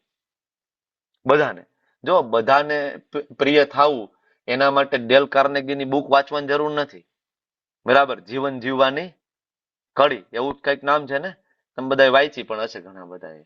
બરાબર, હવે જીવન કેમ જીવવું એમાં ભગવદ્ ગીતામાં આપણને ભગવાને આપ્યું જ છે. જીવન જીવવાની કળા, બરાબર, એ વાંચવાની જરૂર નથી. તમારે બધાને પ્રિય થવું છે, ભગવદ્ ગીતા વાંચો, ભગવદ્ ગીતાને જીવનમાં એપ્લાય કરો, તમે આખા જગતને પ્રિય થઈ જશો. બધા તમને પ્રેમ કરશે, તમે બધાને પ્રેમ કરશો, કોઈ શંકા નથી. બરાબર, વૈષ્ણવોને બધા પ્રેમ કરે, વૈષ્ણવ બધાને પ્રેમ કરે. એટલા માટે યોગ યુક્તો થવું પડશે સંસારમાં રહીને, આ જગતમાં રહીને. તો જગતમાં રહીને કેવી રીતના? તો કર્મનું બંધન નહીં થાય. તો ભગવાન એક્ઝામ્પલ આપે છે શેનું? કમળપત્રનું. બ્રહ્મણાધાય કર્માણી સંગમ ત્યક્ત્વા કરોતિ યઃ લિપ્યતે ન સપાપેન પદ્મપત્રમિવાંબસા. કે કોઈ બ્રહ્મણાધાય કર્માણી, બ્રહ્મ જે પરમ બ્રહ્મ, જો બ્રહ્મના ઘણા બધા અર્થ થાય. બ્રહ્મ એટલે નિરાકાર, બ્રહ્મ એટલે પરમ બ્રહ્મ ભગવાન, બ્રહ્મ એટલે મન, બ્રહ્મ એટલે શરીર, બ્રહ્મ એટલે આત્મા, બ્રહ્મ એટલે પ્રકૃતિના 3 ગુણોથી ઉપર, બરાબર, બ્રહ્મ એટલે બ્રહ્મ જ્યોતિ. પણ શ્લોકના અનુસંધાને બ્રહ્મનો અર્થ શું છે? બ્રહ્મણાધાય મતલબ બ્રહ્મ માટે કર્મ કરવાથી, બરાબર, લિપ્યતે ન સપાપે ન, પાપ કર્મથી બંધન નહીં થાય. તો સેમ શ્લોક તો આગળ આવ્યો ને. કોઈ એમ કે નહીં નહીં તમે આ બ્રહ્મનો અર્થ અહીંયા શું કામ ભગવાન લીધું છે, પરમેશ્વર? તો આગળ તો કીધું યજ્ઞ અર્થાત કર્મણો ન્યત્ર લોકો એમ કર્મ બંધન, ત્રીજા અધ્યાયમાં. અને એ જ અધ્યાયમાં 27મા શ્લોકમાં કીધું છે મયી સર્વાણી કર્માણી, બધા કર્મો મારા માટે કરવા. તો એટલા માટે અહીંયા પ્રભુપાદે બ્રહ્મણાધાય, બ્રહ્મનો અર્થ પરમેશ્વર લીધું છે કે પરમેશ્વર માટે જ્યારે તમે કર્મ કરશો એમાં આસક્તિ તમે નહીં રાખો. તો જેવી રીતના જો કમળ ક્યાં ઉગે? કાદવમાં. મારો અવાજ આવે છે? બરાબર છે બધું? હા પ્રભુજી આવે. ઓકે, તો ઓકે ઓકે, કમળ કાદવમાં ઉગે છે, પણ એનું પાંદડું તમે લઈ લો, એના ઉપર પાણી નાખો તો એના ઉપર પાણી ટકશે નહીં, એના ઉપર વેક્સનું કોટિંગ હોય છે, બરાબર. એમ ભગવાનનો ભક્ત આ કાદવ રૂપી સંસારની વચ્ચે રહેશે, પણ છતાંય કામ, ક્રોધ, લોભ, મોહ, મદ, માત્સર્યના આ જે કાદવ જે છે ને, આનાથી એનું બંધન નહીં થાય. વચ્ચે રહેશે છતાંય બંધન નહીં થાય, અને એવન બીજાને પણ છોડાવશે. એટલા માટે કમળપત્રનું ઉદાહરણ આપ્યું. નરસિંહ મહેતા સંસારમાં રહ્યા, પણ સંસારના, બરાબર, જે અભદ્રો, એને અભદ્રો કહેવાય, એનાથી એ દૂષિત ના થયા. સંત તુકારામ સંસારમાં રહ્યા, અભદ્રોથી દૂષિત ના થયા. પ્રભુપાદ સંસારમાં રહ્યા, ગોસ્વામીઓ સંસારમાં રહ્યા, પણ દૂષિત ના થયા. કેવી રીતના? તો કે ભાઈ એના કર્મ બ્રહ્મણાધાય કર્યું હતું, બધા કર્મ કૃષ્ણ માટે કર્યા હતા. કેવી રીતના? તો કે કાયેન મનસા બુદ્ધ્યા, 3 વસ્તુ છે. કાયન એટલે શરીર, મનસા એટલે મન, બુદ્ધિ એટલે બુદ્ધિ, અને ઇન્દ્રિય એટલે ઇન્દ્રિયો. આ 4 વસ્તુ એને ભગવાનમાં લગાડી હતી. શરીર ભગવાનની સેવામાં, રોજ સવારે વહેલા ઉઠો, ભગવાનની મંગલા આરતીમાં આવો અને ભગવાનને સેવામાં, બરાબર, ભગવાનની સેવામાં શરીરને લગાડો. બીજું મન, હા, મનથી ભગવાનની માળા કરો, જપ કરો, એક જગ્યાએ બેસીને હરે કૃષ્ણ કૃષ્ણ કૃષ્ણ હરે હરે, હરે રામ રામ રામ હરે હરે જપ કરો, મન લગાડવાની કોશિશ કરો, બરાબર. અને બુદ્ધિ, બુદ્ધિ ભગવાનમાં લગાડવાની. કેવી રીતના? ભગવદ્ ગીતા વાંચીને, સમજીને, ભાગવતમ વાંચીને, સમજીને. અને ઇન્દ્રિયો, ઇન્દ્રિયો કેવી રીતના ભગવાનમાં લગાડશું? તો કે 5 જ્ઞાનેન્દ્રિય, 5 કર્મેન્દ્રિય, બરાબર. જીભને તો કે ભગવાનનો પ્રસાદ લેવામાં, વાણીને તો કે ભગવાનની કથા કીર્તન બોલવામાં, કાન તો કે માત્ર ભગવાનની કથા કીર્તન સાંભળશું, ફાલતુ ટીવી ન્યૂઝ, ફાલતુ ટીવી સિરિયલ નહીં સાંભળીએ. આંખથી તો કે માત્ર ભગવાનના દર્શન કરશું, મોબાઈલની અંદર ફાલતુ ન જોવાના વસ્તુ આપણે નહીં જોઈએ. નાકને તો કે ભગવાનને અર્પણ કરેલા તુલસી પત્ર સૂંઘીશું, પુષ્પ સૂંઘીશું. આવી રીતના બધી જ ઇન્દ્રિયો જ્યારે ભગવાનની સેવામાં લાગે તો શું થાય? આત્મશુદ્ધિ, ચેતનાની શુદ્ધિની આ પ્રોસેસ છે. ચેતો દર્પણ માર્જનમ, સવારમાં ગાવ છો ને તમે બધા જઈને મંગલા આરતીમાં, ચેતનાની શુદ્ધિ કેવી રીતના થશે? આ બધી વસ્તુ લગાડીશું, બરાબર. અને જ્યારે આ બધું કરવામાં આવશે ત્યારે જ આપણને એ આપણું ગંતવ્ય છે પ્રાપ્ત થશે, પ્રભુપાદ જે આપણને શીખડાવીને ગયા છે, બરાબર. તો આવી રીતના ભક્તિમાં જે સ્થિર થયેલો મનુષ્ય હોય, યુક્ત કર્મ ફલમ ત્યક્ત્વા, બરાબર, કર્મનો ફળ જેને ત્યાગ કરી દીધો, શાંતિમ આપનોતિ, એને શાંતિ મળી જશે. કારણ કે એના બધા કર્મોના ફળ મને અર્પણ કર્યા છે. કોને? કૃષ્ણને. પણ અયુક્ત, અયુક્ત એટલે નથી જોડાયો, મતલબ ભગવાનમાં જે નથી માનતો, મતલબ જે પોતાના કર્મના ફળ પોતે ભોગવવા માંગે છે, આવો વ્યક્તિ નિબધ્યતે બંધાઈ જાય છે. એને વારંવાર જન્મ મૃત્યુ જરા વ્યાધિ, એટલે તો શંકરાચાર્યજી કહે છે ને, પુનરપી જનનમ પુનરપી મરણમ પુનરપી જનને જઠરે શયનમ. વારંવાર માતાના ગર્ભમાં જાઓ, ઊંધા લટકાવ, બરાબર, repeat and repeat and repeat every time, બરાબર.